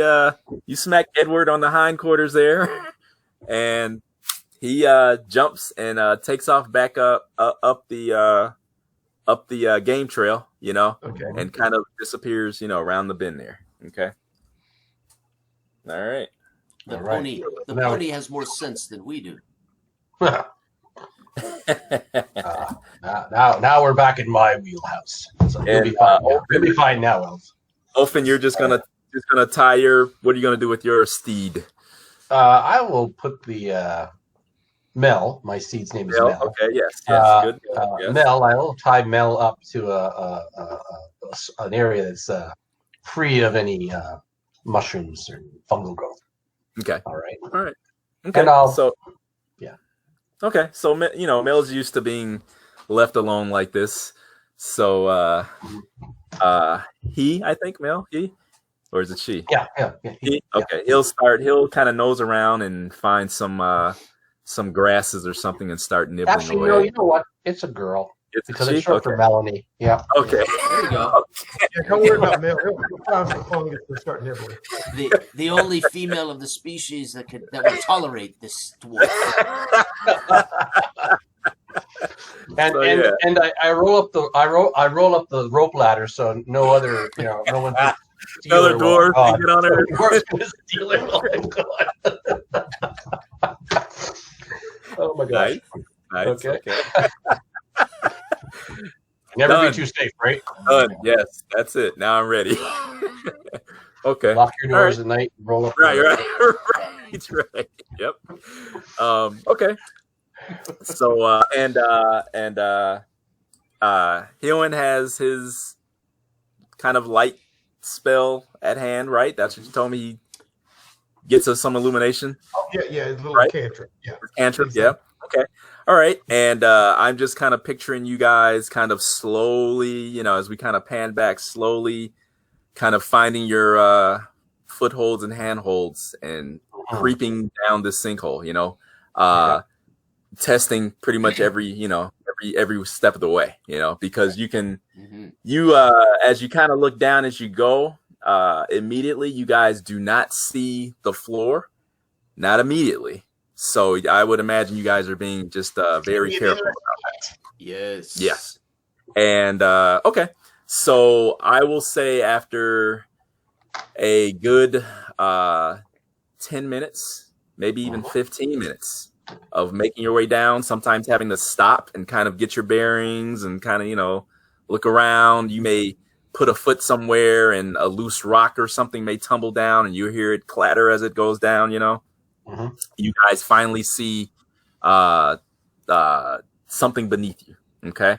You actually see the floor, so to speak, of the sinkhole. Right. And you see that it's littered with other loose rocks and old fallen branches, just forest debris, Right. Okay. Yeah. It's like and we have so we're coming through the ceiling of the cavern? Yes. And there's a larger cavern that's larger than the sinkhole. You see, this roughly, that you see. Actually, it looks like it's almost like an enlarged, like a large tunnel, leading off to the south. It's not. You don't come into a huge cavernous opening. It's more like kind of like a, I don't know, a largest area, maybe like 15 or so feet, above your heads, Okay. And maybe about roughly the same from side to side, just as you eye it, It's kind of hard to tell because you guys are getting the light coming through the sinkhole, and then there's the little bit of light that Ewan has. The glimmer, and I'm looking around like that, walking around looking with my awareness. Okay. Trying to find any kind of extra opening or what's going on here. Okay. That would be 6 plus 5, so it was 11. Okay. You kind of hold your and Ewan, how are you? Is that light? Are you doing it like Gandalf on your staff? Is it in your hand? Exactly. It would be on my staff. That's a good. On your staff. Okay. All right. Okay. All right. So I would say you kind of thrust your staff kind of forward and upward, kind of peering through the shadows, and you really don't see anything. You don't see any nothing of interest besides kind of what I explained to you. Nothing that catches your eye right now. Other than, like I said, just a bunch of like forest debris on the floor ahead of you. You do still catch a somewhat, a breeze coming from up above you from the opening of the sinkhole, You kind of can still hear birds and the forest, sounds of the forest up above you. Is it a musty smell from the, and as far as the mushrooms, are there more down here? Yes, it's not overwhelming. But yes, there are definitely the especially here, I would say the mushrooms and the quote unquote the natural foliage of the forest seem to be kind of at odds, kind of fight. But the mushrooms haven't won yet, so to speak, But no, and you do not have there's no overwhelming mushroom. We must stop this before it destroys our forest. Well, Elf, put your eye to it. Look for tracks. This is the gap, the boy said. Is there any opening there? Put the glimmer out of my face so I can see. Yes, I was just going to say that. Is this glimmer all over the length of your staff, or is it just on the end? Just on the edge, like Gandalf. Okay, great. Here, I offer you a sock. All right. Where did that come from? You don't. I do not want to know that. Worth your salt has an extra pair of socks in his back. Oh, okay. Okay. So here, use it as a dimmer. All right. Yes, I will go to a knee. After I say look around, I let him do that. I go to a knee and I begin to look along the floor of the for tracks or for anything that looks like it might lead us in a direction. Okay. I'm also tempted. I don't know if I have torches or. You guys. Yeah, I got a lantern and oil. I don't really want to light the lantern. I'm tempted to. I would love to know how they respond to fire, these mushrooms, but that might be a bit dangerous right now. So I'm gonna look for tracks or something that of maybe where Charlie or the son of the butter churning woman might have. That is. I'm sorry. That is Charlie. My mistake. Charlie I is. didn't. Okay. Yeah, Charlie I did not make that is- clear. oh, Yep. okay. Sorry. That's all right. That's okay. Yep. Oh, okay. As And you And, can get a +2 bonus to the add +2 to that, whatever you roll. okay, now would this be an awareness check? Yes. Okay. No, make it a forestry check because Okay, you are so that would be looking for forest lore or skill. forest lore. Forest yes. lore. All right, sir. +2, you said? Yes, to Okay, that. Yes. here we go. I'm hitting the button. Okay. Oh Lord, I almost bombed out bad on that roll. So not good. Yeah. Okay. Could I The ro- use the roll was could I ugly. use Okay. underground lore? And how is Olfen going to use his underground lore? Well, What I is he just- going to do? Like, What do you think? as a means of tracking, Mhm. I wonder if that would be possible. Well, how would you? What would you? What would you? Because What would there's be dirt the- down here, but okay. So, is there an exit going out of this chamber? Only where you guys came in at that you see. Oh. Oh, The sinkhole is the only thing. Yeah. So we're because in, it's- we're in okay. this thing. Okay. you are down oh. in there's- the. So I want to look around the walls Mhm. and see if I'm aware of any ways that out of here that were not really obvious. You know, is there some other passage that's we're not quite seeing? So I guess awareness is what I would be using. Well, you can use your yeah, okay, that's fine. Okay, that's fine. You can use that. Okay, here we And go. no modifier for what you're doing. 17. Okay, all right. Nice. So you as you kind of because I would think that you're probably being fairly careful not to disturb the mushrooms. Is that That's the idea. Yeah. okay? So that being the case, you do not find any like concealed or kind of like hidden or obscured, other entrances or exits, I should say. But what you do know for sure is that you can tell that the tunnel, we'll call it, is definitely sloping downward. And you can actually see signs of like rainwater and stuff on the stone, as it's following the curvature and the slope. Yeah. So So sloping downwards. yeah, and you seem pretty confident in saying that or thinking that if there were any other way for something to get in or out of here, you would notice it. It seems to That be way. that's the way. Yep, to the south. That Yep. way, okay. So I'll point that out to my Should- companions. Okay. Ilfin, should we dig? Do you think we can dig something large enough to slide through? Is it like a crack between the wall and the floor? No, it's large enough for you to walk through. Oh, okay. So Yeah. let's just continue on towards that then. Yeah, then lead the way, Ulfin. Good man. And I Okay. pat Ulfin on the back. Good man. Yes. So now- I live for your praise. Yes. Of course. So- There will be good dinner at the end of this, Ulfin. Well, So- now you're talking. I will cook some of my great And I pat elven him on the back. stew. I reach up and pat him on the back. Yes. Now you're talking, my So friend. have you found an exit? Turn Uh, this blasted light back on. I know you probably didn't notice, Wizard, but the chamber is kind of sloping downwards. All right. Only the keen eye of a dwarf would be able to. Yes. I Now- can see where I'm going. And he's walking around kind of with his Right, hands like, because you guys are dependent on natural light at this point, right? Mhm. That's what we're going by, right? Yeah. Yeah. Yeah. Okay.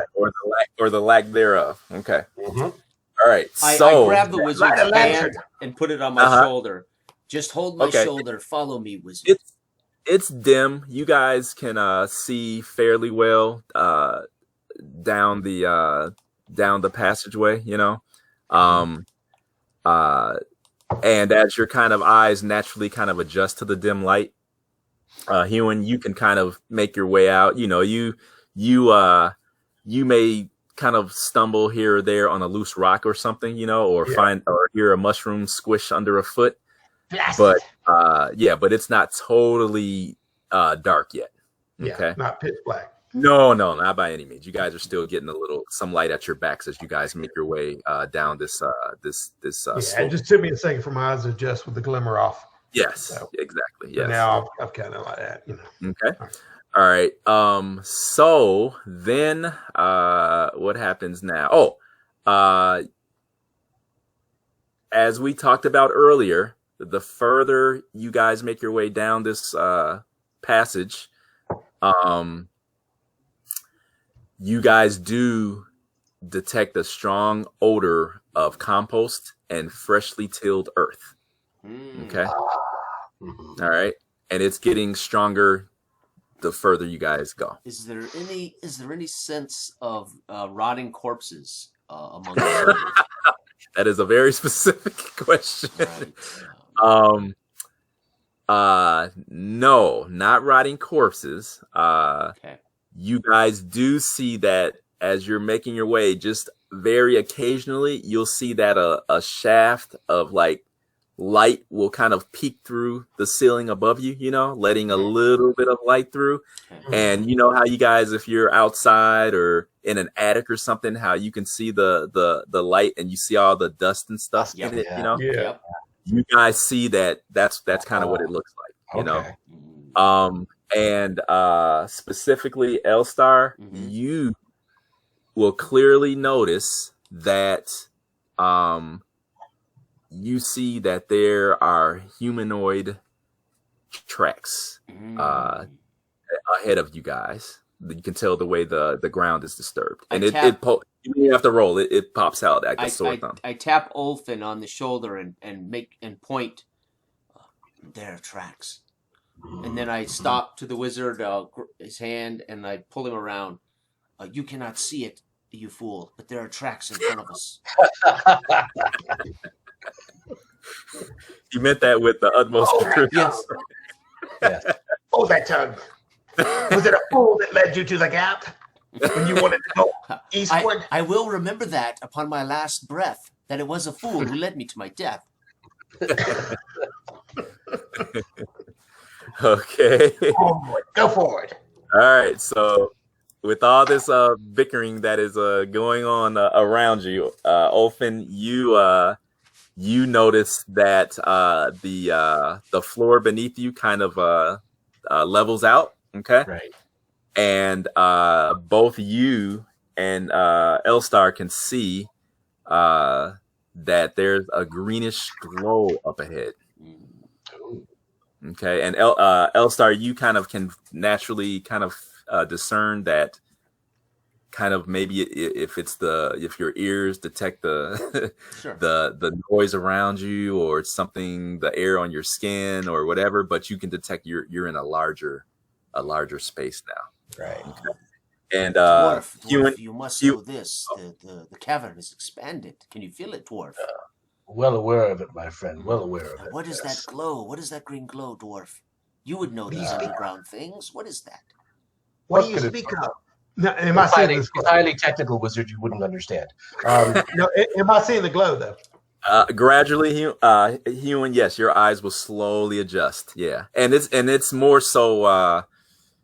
Instead of it being like a direct glow like it is to these guys, it Yeah. looks as though there's just dim light Muted. around. It's a muted light. Can I use underground lore? What do you want to check out? Well, do I have knowledge of what could be causing?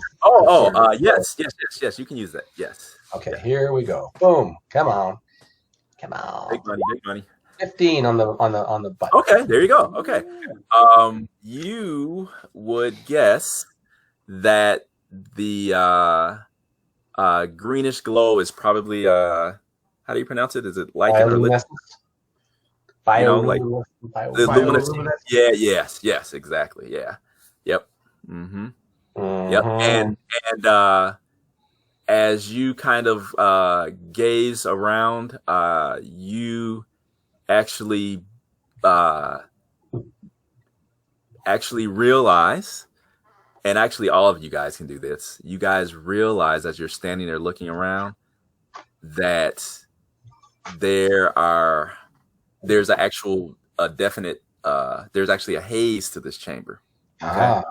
And you guys see that there are actually just, I'll say hundreds of millions, just like tiny glowing spores dancing through the air around you everywhere. Okay. Yep. All right. I watch as the Other wizard sock. sucks in some into his nostrils, and my eyes Yeah. open. Yeah. Wizard, you might want to breathe. You might want to breathe shallow, wizard. Mm. I'm cackling to I'm myself. sorry, it wouldn't matter. You know, Oh. you got it. No, it does matter because I'm casting breathe. No. I'm taking the other odd sock I have now and wrapping it around. Wait, is this the third sock or the? No, it's the second sock. No. These are Okay, socks. so- These are socks he literally finds along his journeys, and just who I only knows have a how second pair of socks, filthy okay? and stinky they are. Right? Right. Some of them have like Christmas trees on them. Other of them have hearts. Some of them have like Argyle. Can you imagine you take off your adventurer's boots and you got Yeah. socks, Yeah, I got socks. and the other sock has got a reindeer on it with a Yeah. red nose, you know. Right. Oh. I love it. Okay. So Dale, what was Hewan? What was he complaining about now? What was he saying? I'm sorry, I missed it. Right when he saw that, I'm going to cast breathe when he turns around and tell. Oh, okay. All right. Okay. All right. Okay. So it's magic of 9, and then Is that no? That's another cantrip, right? no, breathe is a spell. Oh, it's actual spell. Okay. It's a spell, yeah. Okay. Oh, okay. Okay. I'm sorry. Okay. My Dwarf- mistake, Mr. Wizard. My mistake. Okay, I see roll that. 8. Now I'm taking the 9 from the magic. Is it Yes. correct? Yes. That is correct. Yes. Yep. 9 plus 8. Do I add the wizardry or no? No. Yes. Yes. You did. Yes. Your wizardry skill. Yes. I thought that Great. was already. So 9 is your magic. So Plus it'd the be wizardry. 12. That's it. Yeah. Plus 2d6. So you can Plus- botch it, but you should be good. Yeah, plus the 8. Okay. That's it. Yeah. Ulfin, we are going to Okay. have to tie this man's Okay. hands together. Uh, He is constantly waving them about and casting spells. I know. Did 15 minutes, Dale. Okay. Yeah. Okay. I'm looking So you could breathe underwater in a smoke-filled room or even in a vacuum. Okay. Yep. All right. Okay. So you got it. Okay. Easy. All right. So let me see. Is there anything I need to let you guys know? So you guys see all these like just spores dancing in the air around you. You guys are there. Yes, we get out of here. Hmm. You know what's good for you. You all, as your eyes further adjust to the greenish haze or glow, you guys see that around here are clusters of kind of like, well, child-sized, like pale mushrooms with the red splotches on them. Okay. And as you guys are kind of taking all this in, every so often you see that these mushrooms some of them will begin to tremble, and then they belch forth tiny clouds of those luminous particles. How's that? Is that a good visual? How does that sound? Meanwhile, Elster's holding his breath. I believe we Too late, found man. the source. Yeah. It's too late. I believe we found the source. Let's go back down the passage. Right. I will light it up. Okay. Okay. That's what we All right. should get. Okay. So I'm already back. I'm already backing out. Behind me. Down the uh, passage. I'll set it aflame. okay. So how did Yep. you guys tell me what's the move? Except for them there. I'm already back. So are we at a dead end? Did I get? No. Oh, we're not. No. Okay. Oh. We No, must push on, Elf. It's too. I mean, Ulfin. It's too late for us not to breathe in these spores. We're probably doomed anyways. What? I cannot understand you with a sock around your mouth. What? I'm sorry. We're probably doomed anyways. Ah, yes. Yes. Dale, what are you doing? I see you. What are you doing? I see your. What are you Your doing? hand was up. I can't Yeah. see. What are you doing? I can't see in the dark. You know what I mean? Where they are. I'm like Well, behind you me. can kind of Point to make out their light. forms. You can make out their forms. You know. Oh. It, Okay. Making out What- their forms in the glow, right? yep. Are you fools going to stand there and breathe that in? It is It's too behind me. late. It is too late late. now. We have breathed it in. We must go kill the source of it. Maybe that could rescue us. Is Onward, this not dwarf. the I guess you guys kind of might notice that there's kind of like almost like maybe a bubble, around the wizard's head. We can say, Yeah. and the only reason that we're noticing this is because of all the spores in the air, Right. They They bump into it. Yeah. And maybe there's like you guys can see that there are some spores that are already in there with them, but the majority are still, They're inside it. By the time he cast it, he was already It's too late. He doesn't know that, but so It's like I got a fish ball on my head. yeah, pretty full of spores. Yeah. Yeah. Are you keeping them out? Or So you now keeping you're them in? really breathing them in. Nice indeed. So let me see what else I got for you guys. So you guys see that. You guys see these mushrooms kind of spitting these spores out every so often. Oh, and then more importantly, as you guys are kind of discussing what your next move is here, and you guys do see off in the distance that the cavern, does kind of continue onwards. Which direction would that be? Just so you know, to the south still. Everyone, you guys kind of begin to hear a low, kind of like a hum in your heads. Jeez. And the hum or the murmuring, okay, it starts to kind of clarify, and so to speak, and you can tell it's actually like a bunch of like angry, the tone is angry, it's gibberish, and you can kind of make out a word here or there. You hear like the word king repeated a lot. You hear time. You may pick out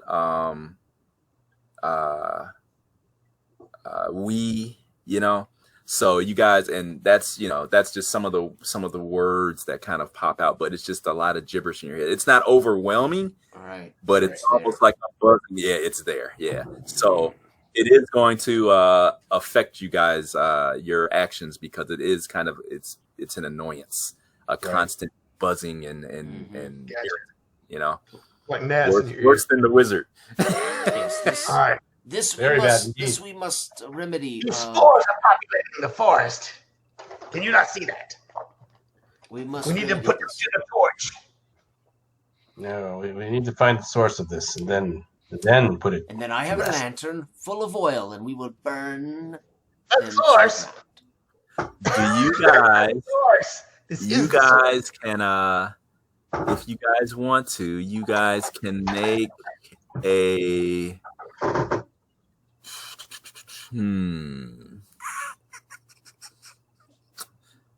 I would say probably it would just be a. If you want to, whoever wants to, it's your choice, can make a luck roll. To gather, and this is to get some kind of put some 2 and 2s together here. Oh, All right. So If you want to, you don't have to. It's up to you. Because remember, when you make a luck check, your luck goes down by a point. all right. I rolled doubles. Double what? Double twos. That's good. No, that's good. Okay, so you definitely Below made it. below your luck. Yeah, that's good. Okay, all right. Okay, so wizard, you deduce that you remember either it must have been the innkeep, I believe, that was saying, or it might have been the general info I was giving you guys at the beginning of the adventure, but you remember either someone or it was mentioned that the people that had gotten ill in the village were walking around and wandering as if they heard voices, as if they were listening to something. Mm-hmm. Yep. Mm-hmm. Can you not hear the voices? The people in the village, they were afflicted with the voices. Can you not hear them? Yes. Now we are too. Can you say that these spores are not the cause of it? But they could not have come this far, so they must have gotten him through the water supply. It should have inflict no more. We should put him to the torch. We must find the source before we Go on, go Quickly. yonder then. Quickly, lead quickly on, find the Ulfin. source before. Yes, yes, yes. Okay, I'm All right. running up there real quick to get. I'm brooming him forward. Okay. Okay. Out All of right. this here. Let's continue forward then. All right. Okay. And how are we looking on time? Okay. All right. We okay, everybody? Yeah. Good. Yeah. Right. Yeah. Okay. All right. Okay. All right. So, you guys did that. You guys did that. L-Star, you can clearly see that there are more tracks of some sort that are continuing through this area, you know, that you picked up from before. Okay. Okay. And you guys make your way a little bit further south, and you see the cave or the tunnel kind of opens up a little bit more, and you see that that there is a large crop of just towering tree-sized fungus. Okay. Mm. And you see that there's also basically fungus that has like covered the walls, the floor, and the ceiling. Ooh. Okay. There's still that luminous quality to the air. Okay. So the spores are still, you know, all around you, but you guys definitely still hear, along with the voices in your heads, you definitely do hear a low, soft humming echo that's just bouncing throughout this area. That you know, it is a real thing. It's not your imagination. And perhaps I was crazy. Track that. Can we tell where it's coming from? You may be able to. It will be difficult because of the nature of the cavern. Because it feels kind of like it's kind of bouncing, Right. you know. So it's echoing around. Gotcha. So, but you can if you want to. It's up to you. I think we need to find this source of this humming. It is. Yeah, I will attempt to. underground. I will attempt to chase down where I think this humming's coming from. Okay. All right. So you can do an awareness check this time, All right. but it will be at a -2. Okay. Now, penalty. do I actually type in -2 in the box then? Yes. Okay. Yes. All right. That should work. And here we go. Submit. That should work. 15 with a Hey. -2. Wow, man, you guys are rolling great. Okay. Oh yeah. All right. So you guys see that L-Star kind of takes a few steps forward, and he cocks his head, I would guess. Is that Mm-hmm. kind of My ears you know? twitch, He kind of. just points in the right direction. Yeah. Yeah. Mhm. And you hone in to something and like snap your head around, and almost as if something was like a veil was taken off your eyes, you see a figure almost standing within arm's length of you, almost right, like hiding in plain sight. Hmm. See if I can give you guys a visual really quickly. Ooh. You are a captive audience. Yeah, nice. Let's see here. I think there's even screen share down in the bottom left. Oh, okay. Oh, yeah. Okay. Share your All right, screen. do that. If you don't want to try to put it in the roll 20, you could do that. Okay. All right. It's up to give you. me one second. Where's that? See how it works. Yeah, so at the Yeah. bottom left, there's the hand where you can wave. There's open and close chat, so you can chat in here. And then there's share your screen. On the bottom left of your Bottom left. Oh, I see it now. on Jitsi. On Jitsi, yeah. On Jitsi. Okay. That's cool. Share your screen. Okay. Share your screen. Let's see. Raise low. Oh, wait. Dell, you don't have to raise and lower your hand. You have the Yeah, you raise have and lower the your hand. fellow Oh, there you go. Gister would like to speak. Fellow Gister would like to. Ah, I don't see Okay. it. Share your screen. How I many don't see times it. did you hit it? Because it's like, Going crazy? yeah, Oh, Mr. Cotter. Let's Mr. see. Cotter. Yeah. it's still going. All right. Is it? Yeah, are you supposed to turn it off? Oh no, it's I done now. don't It's done now. Okay. Share your screen is the little screen symbol on the left. Yeah. Oh, okay. I'm looking in the wrong spot. Okay. And then you can Got it. do little chats Okay. in here too. Eh? Oh, that's and, good. look, and it took over. Oh, look, we're on the side. Whoa. That's cool. There we Take are. over. That's very cool. That's That's- beautiful. All right. Yeah. So Wow. Oh, yeah. you guys see these figures, like maybe 5 feet or so, Awesome. standing there. Mhm. Okay. kind of just eyeballing you guys. Okay. That's awesome. Mm-hmm. Cool. Oh, look, we're still on the side. That's pretty cool. So we do this, it'll put us back in our 4. Oh, okay. Very Alright, neat. Okay. That's cool. Jitsu's pretty nice, I gotta tell Yeah. you. I like it. Yep. Meanwhile, I was looking upon my future victims, the mushroom people. You guys see that the 2 figures are standing there, you know, like I said, within arm's All length of of us see you. him now? Or Huh? is it just the elf sees him? No, I guess everyone can see it. It's fine. Yeah, it's fine. Do they Mhm. appear? Is there any way I can recognize facial expressions? Do they appear to be angry and irritated, like the voices in my head? That will probably be difficult for you to Right. discern because they don't, you know, they're not really Right. they don't have eyebrows per se, or you know, it's kind of they look pretty I would say too alien to really Do be they able to tell. appear aware of us, like they're watching us? Oh yeah. Okay. They're you can tell based upon how they were looking that they are they are standing there looking at you. Okay. But they haven't made a move yet. I'm going to Almost call like out. I'm going to call out in Dwarven to them Ooh, okay. that we mean them no harm. Okay. All right. Yet. Okay. No, we mean them no harm. We're only trying to help the people back in the village of Oakhurst. Okay. Right. Okay. You say that to them, and let me see. What See is if the they- dwarf speaking? See. I'm assuming he's asking them what they are doing here. I don't know. He could be asking them whether what he can eat, what he cannot eat. No, I'm telling them to take the wizard first. Take it. Good. And I give you a little wink.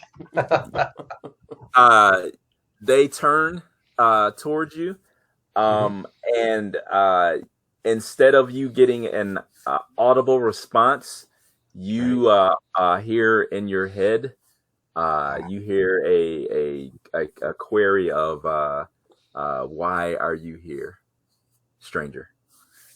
Okay. To And just to find make the things simple, source. I will say all you guys can hear this exchange in your minds. Okay. Yeah. Ellistar's surprised as he hears Yeah. this. Same way with the wizard. Okay. And I'll say to find the source of the sickness that is afflicting the nearby village. That I believe is accidentally being inflicted upon them. Am I right? There is no sickness. There is only life. Oh, no. What you take from the life in the forest and in the town. Your spores eat up the organic matter. Yes. There is no sickness. There is only life. Life. Oh no. Okay, I am rolling right now. I'm casting ESP. Oh, okay. All right. And I'm preparing. I'm preparing to light my lantern. Are you okay? I get it out, and I'm Okay. gonna set this lantern alight. Elfin, are you still trying to I'm stop still this? trying to. Yes. These are underground folk that yes, I'm really trying to communicate with them first before we. Okay. And we know that they're benign. We know that they're by nature benign. So Yeah, they're not. they They're don't not. think they're doing any. Right. Right. They don't think they're Dwarf. doing any harm. Dwarf. I'm just trying to explain to them Right. Apparently. Ulfin, the harm. Ulfin, I believe we may have to show them that what they do, they may not understand death. We may have to show them through pain what they're doing to everyone else. What, you want to kill the wizard? What? I rolled an If they 18 do not for you. understand that they are affecting the quality of others' lives, we may have to show them. All right. Yes, So very Dale, well. I would say you're getting like you're getting curiosity right now. Yeah. You know, no aggression. Just No aggression. everything's good for right now. Yeah, just curiosity. You know, They do not everything. seem to be aggressive to us. Everything's right? cool. No sudden moves. Everything's all right. Yes, and we do not believe that they hurt us. I will Yes. light a. I'll look around the ground, find a twig, maybe set it alight in the lantern, hand it to the dwarf, and say, ask them to touch this and see if their response is such. Yes. Okay. So we can so- explain to them that this is what they're doing to us. Yes. As Well, I will- soon as you light the branch, the buzzing in your heads increases like a hornet's nest. Oh, Yes, they do not like this. And in addition to that, the air that is filled with spores around you ignites. oh, Oh, like gas. You hear a soft Oh. popping noise, Pop. and I will allow one action from each of you guys, and I then would say things my are eyebrows, obviously. gonna go boom. Oh, one Man. action. Holy So- cow. I'm diving for the ground. That's what I'm gonna do. I'm gonna dive for the ground. Okay, so I'm standing there offering this burning twig to the dwarf. and you can kind of like see, I guess, the Like, spores kind of in like the it air ignites start from that. to- Right? yeah, yeah. My ears go back like a dog. All right, you get a point of luck for that. Awesome. I'm gonna need all the damn luck I can get. Okay, so hang on here. Let me look. Hang on. You guys, So my well, luck's at specifically 10. Olfin, you can make let me look at your character sheet. I know you don't have acrobatics, so let me see what you got. Sorry, please. I know. I would say, yeah. So you're just gonna have to make a skill check using your skill of 7. Mine says 8. Oh, does it? Okay, that's fine. That's a typo, but that's fine. You can use it. It's not a Okay. big deal. All right. So I'm just gonna do this. So I would say I would say here, how about this? How about you make an awareness roll? Right. And if you can beat that target of 15, Mhm. then I'll give you a armor roll to kind of help mitigate the damage to kind of affect you rolling out, leaping out of the way. How's that? Okay. Here we go. Okay. Boom. So let's And 13. and remember you can use luck if you need to, or if you So want. I'd have to use the luck here. Okay, so let's see. I To have to use roll- the luck, here's what we do. Let me see. Let's do this real quick. So, all right. So luck. Okay. So what you would do is you would equal to your luck score, lucky double, and then regards to luck to hero's kind of luck score should be just like 1. Okay. All right. So yep. So just roll 2d6, and you want to roll low. Under. Yep. Roll low. Mhm. Here we go. And then take 7. 1 point away. Nice. Okay. So you did it. Okay. I did it. So you do it. You're able to see the and hear the popping and the flame of the brand begin to Oh, here come the It's like boom. slow Yeah. motion. rise to the Yeah. side. Okay, so we'll keep you there. So we took care of you. So let's do Mr. Wizard next. So Dale, what do you think? How does he react to this? Being that you were ready to burn everything down around you. So are you? So you already narrated that he struck the thing. All these things are starting to pop. Right. Yeah, they are. Yeah. It's igniting the air around us. Yeah, the Okay. spores in the air all around us are igniting. That's what's happening. It's just like a chain That reaction. was my plan Yeah. all along, by the way. Oh, I meant to do that. These mushroom people are racial enemies of the elves, and we didn't. Right. Yeah. What I did not tell you is that Yeah. I am sworn enemy. Oh man. Oh, Dale, I know you got something up your sleeve. What do you want to do? I really, about the only thing I can do is cast Iron Hand on myself. All right. Okay, what does that do? I don't even. It what is adds iron? 1 to my skill. Oh, okay, you're okay. I was going to give that since I was holding the shoulder of the elf, but Mhm. he's going to make me mad. Forget that now. It's real now. Remember, Oh, I see how you are, Dale. I see how you are. All right. Survival of the fittest now. And there aren't enough socks in the world to save us from this.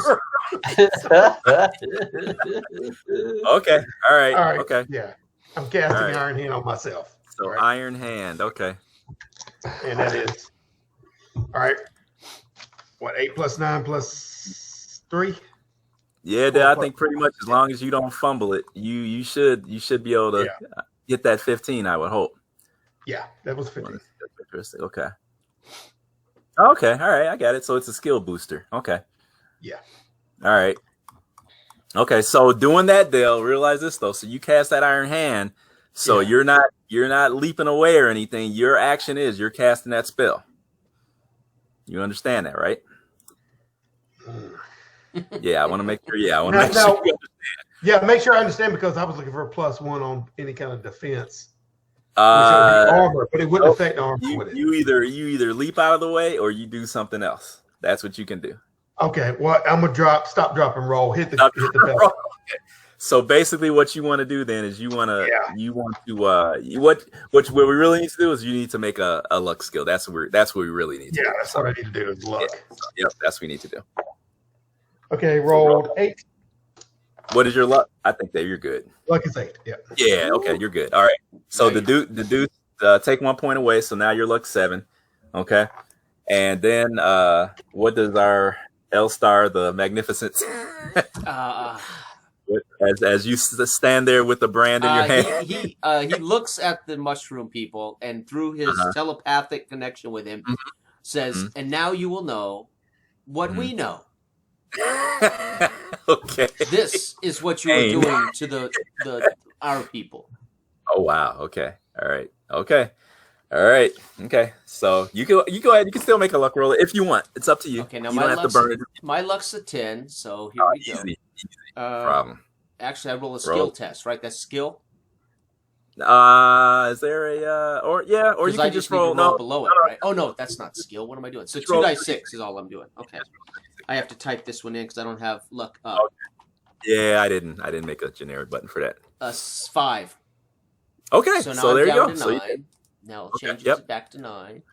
Okay, so now let me roll damage for the implosion or explosion. I don't know which one this is. Emulsify, right? Is that it?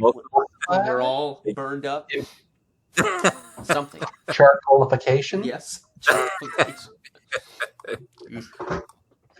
1 second. Let's see. There we go. In a cavern. Get out the money. That's something I hate. Poor Dell. It's like the last couple of games he's in, he dies by being blown up. He blew himself up, and well, he didn't blow himself up, but his character was blown literally to oblivion in our. We got to quit playing with explosives, Dell. You and I. Okay. All right. So let me roll a d6 and then go with that. Let's see what I roll. Oh, okay. So not bad. Okay. So you guys take 4 points of damage. If you failed your luck, you take 4. Everybody passed their luck, so everybody roll a d6 and look at their armor. Okay. So I don't have any armor, so I take. How much do I take? Oh boy, 4. You don't have anything. Huh? Oh no, that's right. You did give us armor. You did give us armor. Yeah. Okay, wait a minute. So armor. Okay, so yeah, the pre-made that I had didn't have armor. So okay. Okay. Oh yeah, you got armor. Yeah. So I just roll dice 6 and look at the armor chart. 4 for damage. Okay. Yeah. Well, it's fine. Yeah. It's so. What did you guys? Okay. I rolled a 4.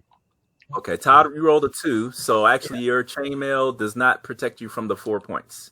And neither does mine. So I take 4 as well. Okay, you gotta explain that to me. Okay, so I'm looking at Ulf and the Dwarf's chainmail Oh, cures. I see. Okay, I rolled 2. low. Yeah, offered no protection to that. Okay. Yeah, got it. you know. Yeah. Okay. So that comes off our stamina.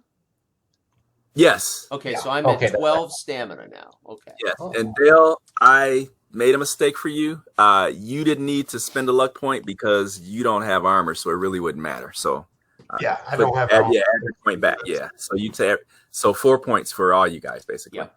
Okay. Okay. Okay, now I see. All right. Okay.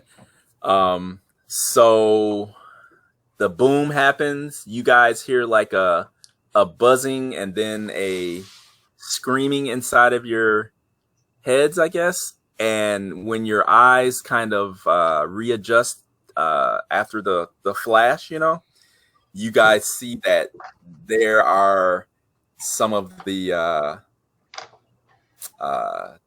mushroom folk lying there that are charred. And off in the distance, you can kind of see some other figures that look like they are aflame and that they are moving away from you guys.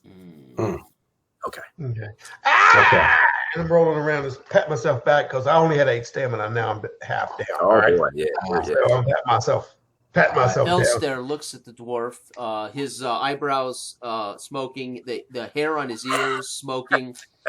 Holding this branch that I'm assuming blew out. He blew out. Yeah. Oh, yeah. Right. Oh, There's yeah. no fire now. Right. Okay. No. That not quite my intention, Ulfin. But what is done is done. You damnable fool! Put me out! I'm rolling around. I'm just checking my eyebrows to make sure they're still Your beard. Your beard. good. Yeah. Dude, Yeah. okay. All right. All Singe is your well. brain. Yeah. Yeah. Yeah. Breathing in your own hair burnt fume. Yeah, actually, yeah. I don't think this is natural air I around you smell guys. so hard. So Now, actually, I would the two that we were directly communicating with, are they then unfortunately dead? they are at your feet. Yes, charred, Okay. charred up. Is the humming and voices still going on? It has subsided, Okay. meaning that you still hear it, but it's a lot fainter now. All right. Oh. So, Okay. yes, I think the wizard was correct in his assumption of what needs to be done. Mm. But the effect wasn't what we anticipated. Yeah, I'm getting that. Why didn't you just throw a flask of oil on it? Well, my lantern. I picked my lantern. I assume my lantern is still burning and encased. Is it? Or Yeah, not? yeah, we can say that. It's off to the side, Okay. Okay. It's a little dented up, but it's still intact. That's fine. So I'll So- pick up the lantern and show him. Well, my lantern is still here. We could, although I wasn't my goal to murder these people, but these mushroom beings. Stow your empathy. By the voices in my head, I believe that there are still some more of these creatures in our vicinity. So we should search them out and I believe they hold the But- villagers. But Hmm. but every time we light an exposed flame to this air, we could suffer. yes. We need to We should find find the villagers. They know what find to the do. villagers now. first. Yes. They run from us. Mhm. On forward. They hold the villagers in here. So maybe we should use Ewan's glowing Yes. stick It's about time you until saw we the find light. the villagers. And Yes. bring it back up to light. All right. Okay, Follow that's me. fine. I swing it around in a broad arc or whatever, and then make a point toward where they're exiting. So you don't need the sock I gave you.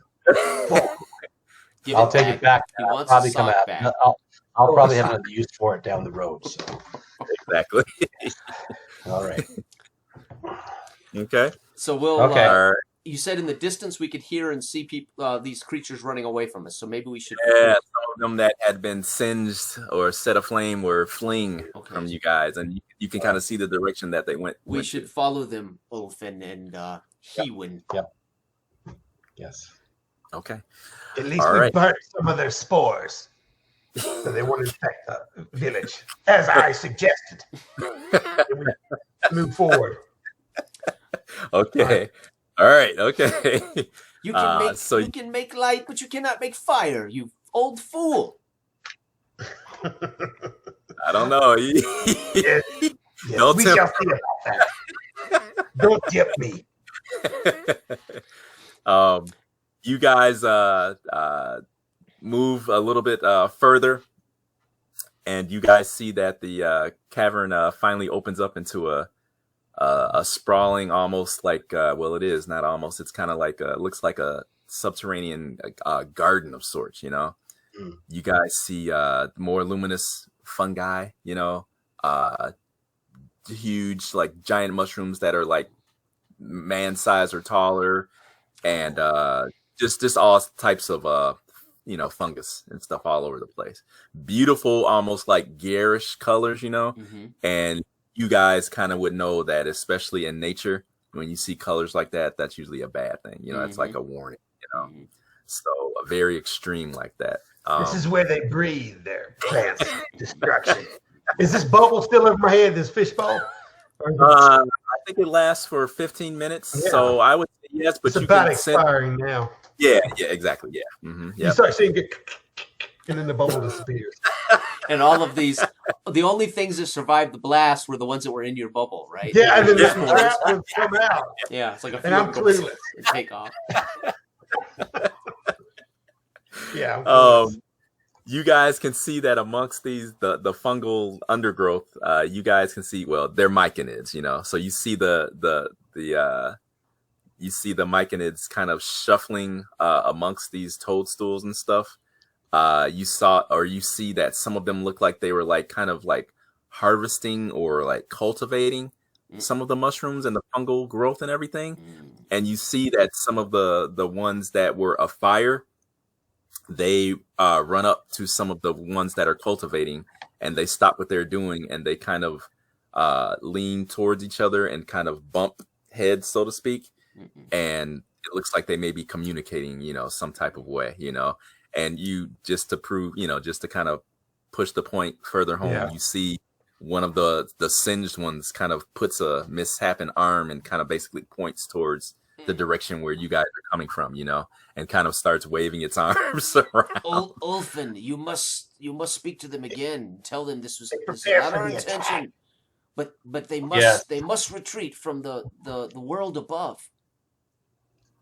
I will step forward and I will explain to them that we did not mean to cause them any harm. It was an unfortunate accident, but as they can see, sometimes what we do causes pain and misery to others unknowingly or accidentally. So, and try and explain to them that they're doing the same thing to us. In our village. All right. Okay. Does Elstar and Human, do you guys remain back and allow Ulfin? Yeah, I'm just wondering, where is he going? Yeah, I'll be right. I'll be, you know, will allow him to approach them and address them. Yes. Okay. All right. So see how this pans out.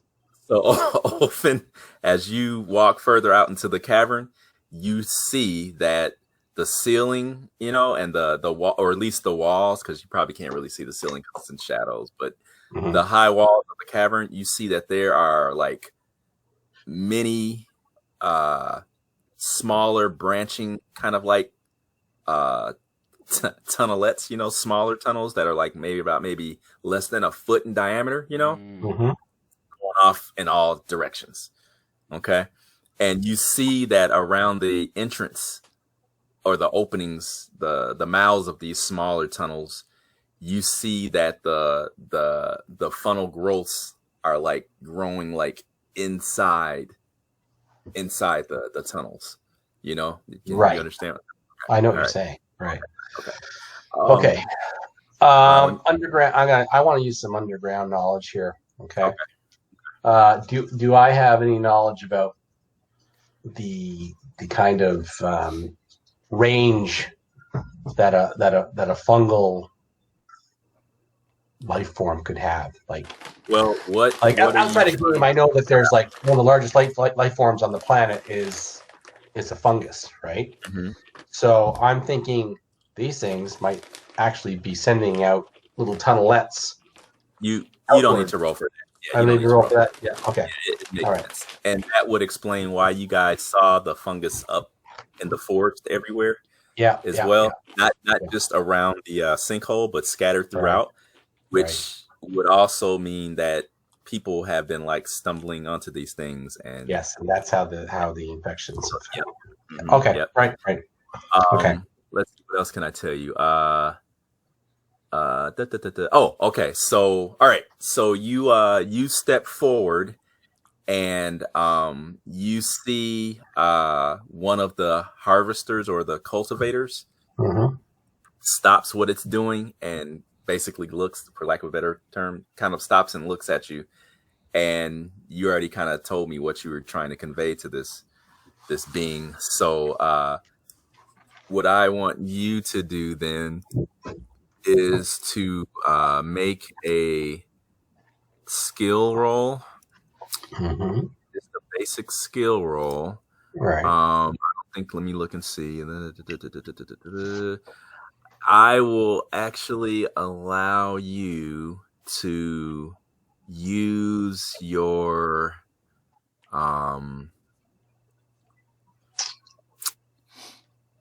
that's more specific. You're trying to be empathetic to this being. So yeah, make a skill roll, and I will give you a +1 bonus to the roll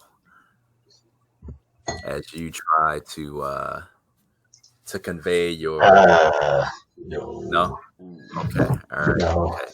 Empathy's not my forte. No. Do you want to use any luck? Yes, I will use luck. So I'll roll 2d6 and I gotta roll under. Yep, My and current just luck do it. of Yeah. 8. And Okay, here we go. Just do it. And Yes. Yeah, you don't. Lucks don't have fumbles. Yeah, Lucks don't have fumbles or crits, so it's Wow, fine. Right. Yeah. nice. You Okay. can't get any better than that. Okay. That's the perfect Okay. time to roll that. That's then. Yeah. I know, wasn't it? Yeah.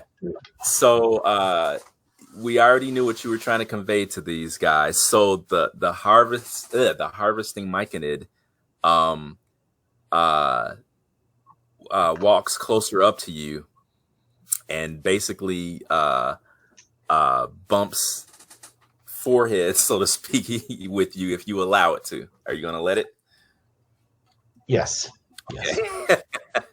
Okay, and it tells you that Careful, Olfin. Careful, Olfin.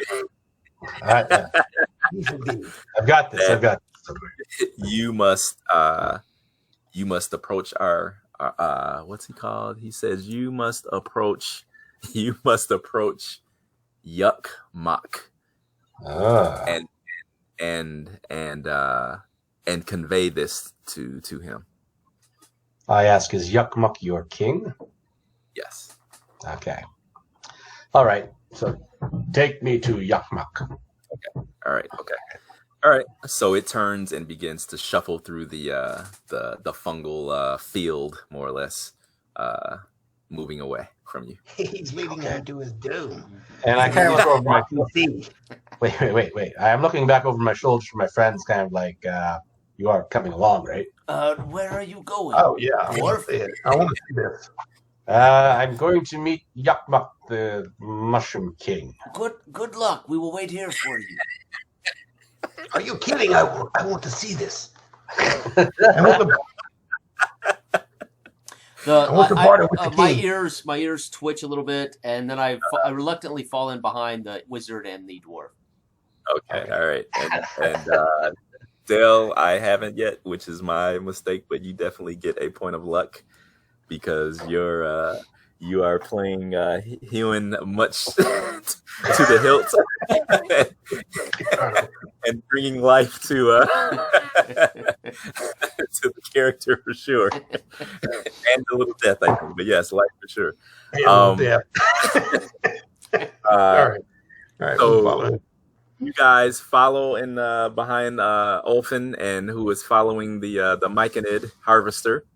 Yeah. And you guys make your way through this fungal field, like I called it, and kind of come around a bend. Actually, no, you don't come around a bend.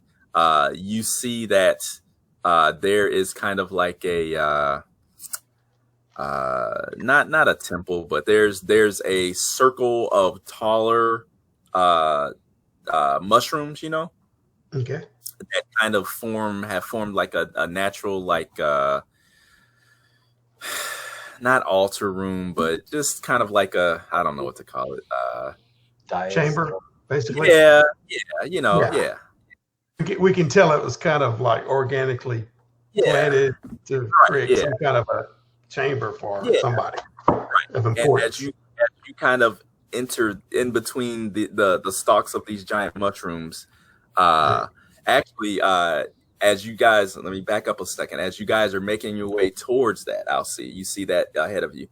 You guys see, and actually, especially Elstar, since you asked about it a ways back, Mm-hmm. you definitely detect the odor of death. Mm. Okay, as you guys are making your way through this fungal field, And I at this realization, I slide my bow down off my shoulder under my palm of my hand, and I just feel the feathers of my my arrows, which are in a hip quiver, and begin to look hard into the darkness and see if I can see evidence of what is causing this stench. I won't say anything to my friends yet. Okay, all right. Yeah, I'm looking forward and going, look at there, he leads Ulf into their grove. That's a good word for it, Dale. Yes, grove. You see, Dell, that up ahead, these larger mushrooms. Of course, they are luminous as well, but they seem to be shining even brighter than the other ones, surrounding you guys. And it looks as if they're almost like bowing, inwards towards the grove, as in reverence to the Mushroom King, Okay. You guys are getting closer. Elstar, you definitely see the stark white bones of some type of corpse, off to the side that is basically being used as like nutrients for the fungal fields. I would move over to it while still, maybe make a slight detour over and look to see if its ribs, skull, is it of a human being or an elf or dwarf? Or... Yes, it is of a human being. And I will. Go you. And they're feeding on it. Yes. Okay. Yes, the harvesters are using it as Compost. nutrients. Yep. Okay. Yeah. So that I fall back in line. I'll catch up to my allies and fall back in line at once I've Where did you identified go? this. And I will whisper forward as we're following. There are bones of humans of our people that they are clearly fertilizing this grove with. Keep your wits about you. Keep your wits about you. We are nothing but fertilizer to these things. Yes. Do not get hot-headed. No. We shall strike when the time is appropriate. Okay. All right. Okay. After another moment or two, you guys get to the entrance of this grove, that's at the center of the field. And you guys can just smell like just the overpowering, musk or scent, of this stuff. It's just almost overpowering to you guys. And then once again, you see the spores, dancing through the air again, and you can kind of see those mushrooms just like, poofing out clouds of this stuff in the air. As the myconid kind of leads you into the grove itself, it almost like, it bows down and kind of faces towards the one specific spot to the east in the grove, and standing there, you see there is this magnificent mushroom that is about 10 feet in height. And you see, let me see, I'm trying to get another picture for you guys. You see that mushrooms. yeah, right. You see that it is pretty much like almost it's being tended to by other myconids that are kind of like all around it, kind of like you don't know what it's doing. It actually looks like you do know what it's doing. It actually looks like they are harvesting something off of it to spread it. There you go, Dan. Yeah. Let me see if I can do another share with you guys. If I can remember. See how to there. do this. So screen share. This is the source of the corruption. You guys see that? Oh yeah. Oh, Oh. yeah. Yeah. So that's what you guys see. Nasty. Okay. Yeah. Mm. Beady black eyes look up as you guys walk in. And you guys hear like a moan/groan emanate from it. And the Myconid king, what did I say his name was? Yuck Mock. He says, "Who enters my domain?" Can we all hear this? Is this Yeah, oh yeah, telepathic? oh yeah. In our mind. Yeah. Your mind. Good, Mhm. good. And you kind of see as it's speaking, you guys see spores are just kind of like poof, coming out its what it would be its mouth, I guess, you know. Right. Every time it speaks. Okay. So we're waiting on Elfin to do his thing because he's Okay. all right. Now I got bargain. So all right. You got bargain? Yeah, okay, sure. He doesn't have any box for sale. Bargain too. All right. So Bargain. I will again go forward No, I mean and seriously.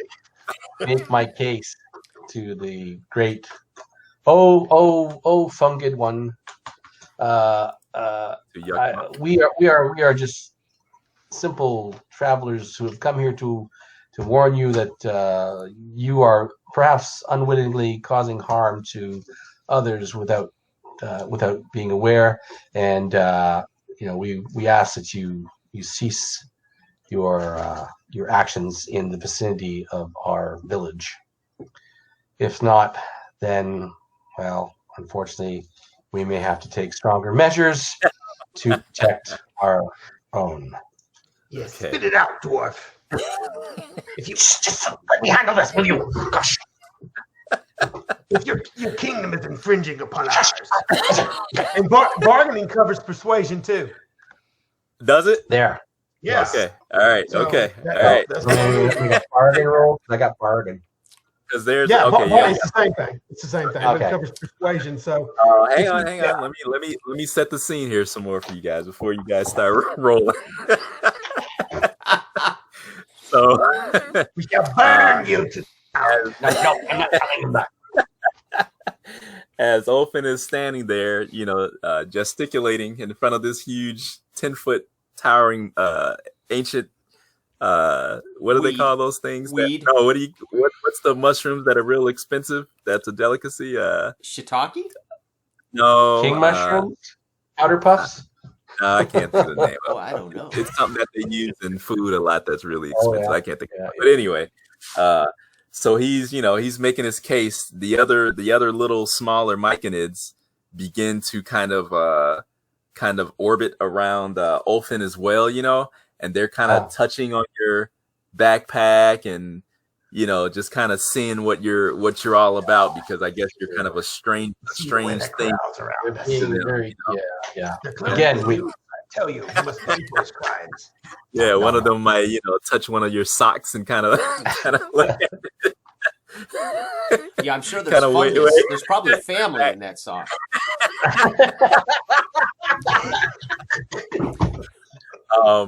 And Missing our opportunity. Yuck Mock, he turns his beady eyes and his gaping maw towards you, and as you finish your statement with we or else we may have to take stronger measures, go ahead and make your bargain roll. Mhm. Yeah, how'd that land? Uh-huh. yeah. Yeah. He said. All right. You 17. make your bargain roll. Oh, Okay. Nice. Okay. nice. The algorithm is my friend today. Yes. His eyes seem to glint slightly after you make your case, and he says we only wish to live here in peace amongst the forest. He says, but the time has come for my empire to expand. And the warm two-legged creatures up above, they have no respect for my kingdom. Oh, okay. Yes, we see the body still warming. I see that by your manners that you would be a valuable emissary to me. The dwarf? I am a warden of the forest. A dwarf. This is Kind of galling, isn't it? This is. I have now seen it all. He says, "I would choose you to go back to the people up above and give them my demands."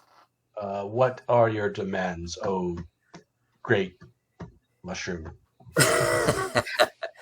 He says my fields need more nourishment.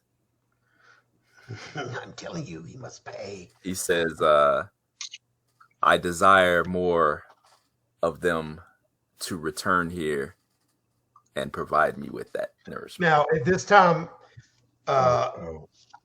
what is his name? Yuckmuck? Who, the dwarf or Yuckmuck or who? Hewin. Oh, yeah. You. Hewin. Yeah, you.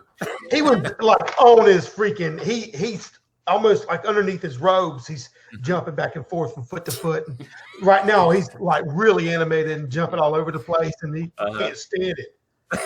Okay. Can't stand it, and he starts throwing his arms around in the conjuration. Okay. This has to stop now. All right. So, Yes. in other words, roll for Manish. All right, hang on. I'm bringing down the thunder. The thunder. It's going to be very the bright. thunder. How does Dolphin I'm casting. respond or receive this offer to be one emissary? One raised, singed eyebrow, right? And then You better not sell us out, dwarf. I just kind of give him like 1 moment, right? And I turn to I turn to the elf and I go, we need to light up these buggers right now. Okay. I'm already throwing my arms around and dancing like crazy, and I look at you and say, It's about time. So I'm trying to swing stay like this, I'm not jumping around, being very calm. and I Right. actually swing my lantern out into my hand. So I've got this lit glowing lantern holding it, and I look at the He dwarf doesn't and like wink. Okay, he doesn't like that. He looks at that like, okay, all right. So we don't need to do initiative. All I need to know, I guess, basically, is what your intent is. I know Dale's Hewan's casting now. I don't know what he's casting, but he's casting something. I okay. will. My goal is to say to my friends, "We die for a good cause." As I pitch the lantern lit upon the king, I don't want to hit anybody else. I want to target the king. and if that art can beat that lightning strike, I'll give it to you.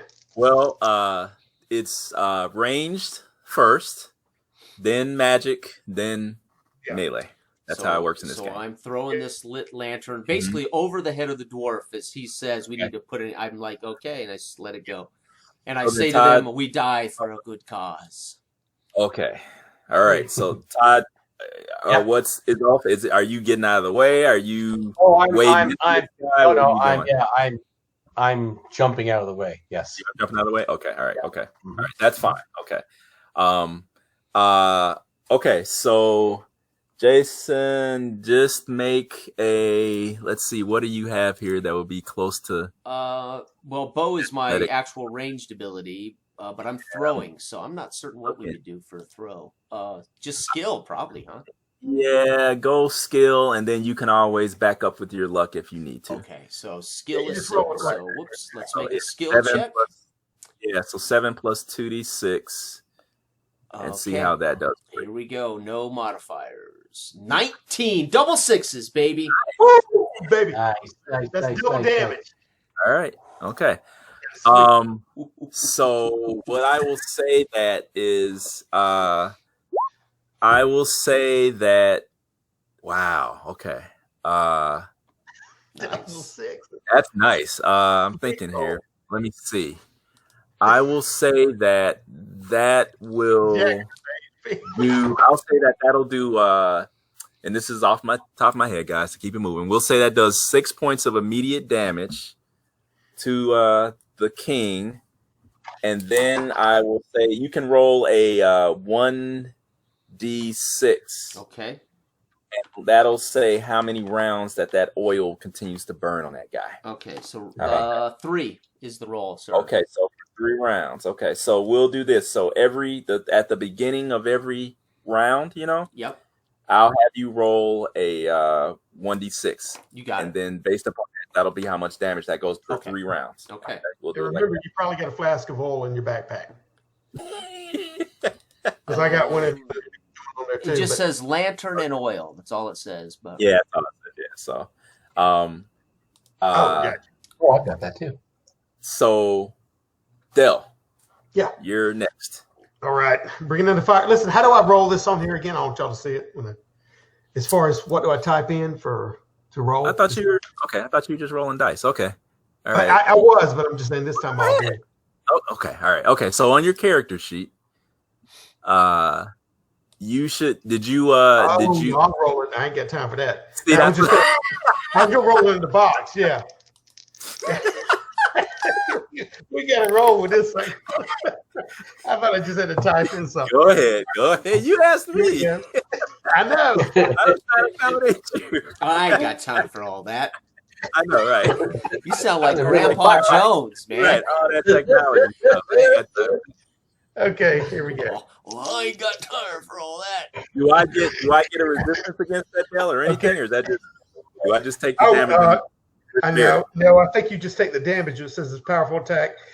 Spell creates a huge lightning bolt that automatically target with a range of 5, within 5 millimeter range. The spell comes with 2d6 plus 2 points of damage to the target and is not reduced by armor.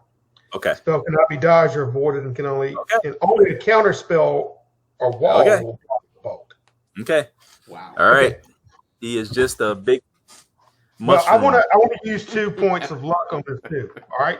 Okay. To increase damage. Oh, you're trying to outright kill the poor guy. Yeah. What's wrong with you? You don't want to fight? You try to?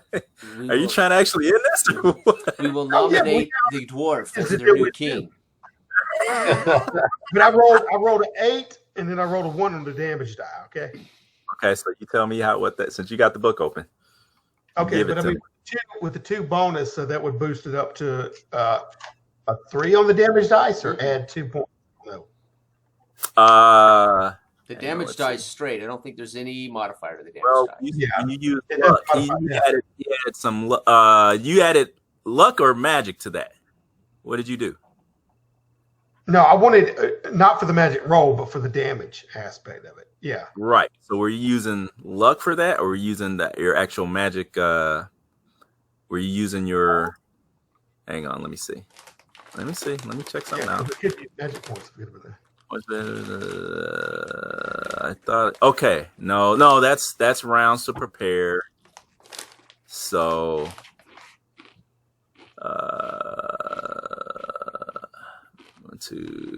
Okay. So you can't. That doesn't work with luck. Works with the damage, I believe, but not the. So if you want to add luck to the damage, just here to take luck before making the damage roll. That's fine. Successful.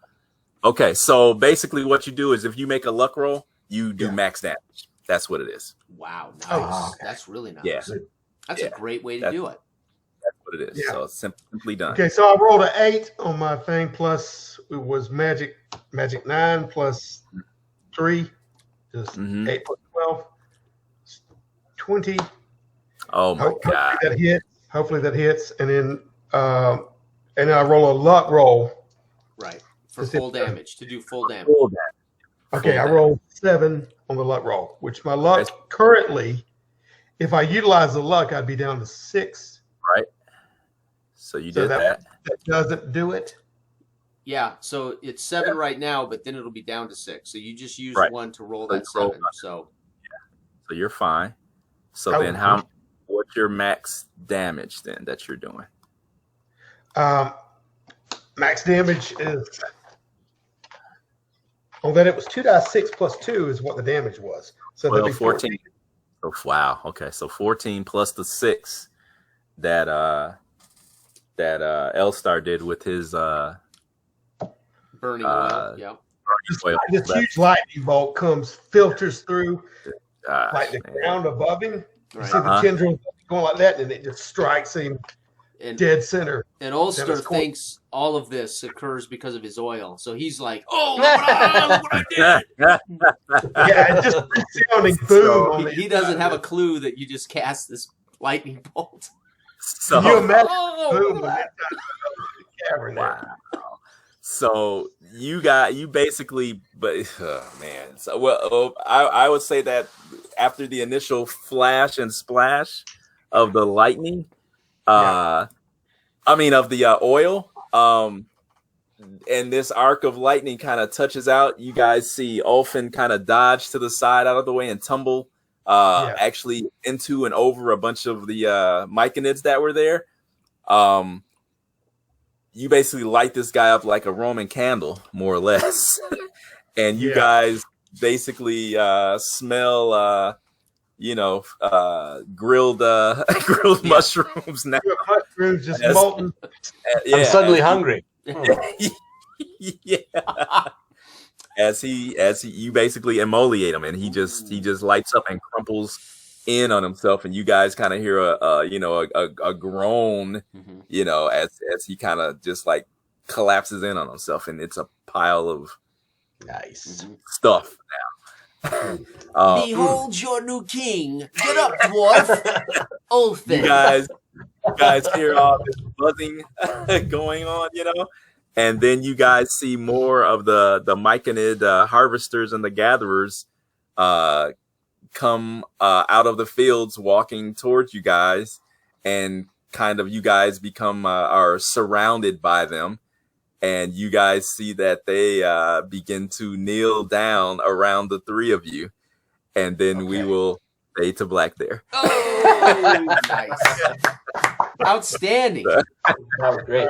That was awesome, David. Outstanding, brother. Yeah. Just as a side note, I'll have gone through and picked out any kind of belongings to take it back to the village. Right. Any of the remains, skeletons and stuff. Right. So we'll haul back the bodies and the remains. Just the effects, man. Yeah. Just like a pro or what. So there you go. Outstanding. So well done, everyone. I like AFF, man. Yeah. That's a nice system. I mean, it's very, like I said, it's very loose. For good or bad, however your play style is, you can go with the interpretation.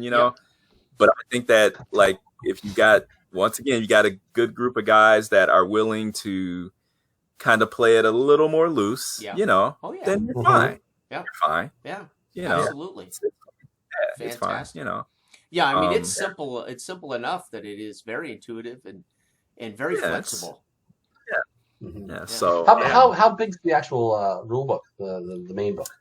Dale, you have it, right? You got that good book. It's soft cover. It's a $30 price tag on the back. It's not that much, man. I think 174 pages. Yeah. Okay. Yeah.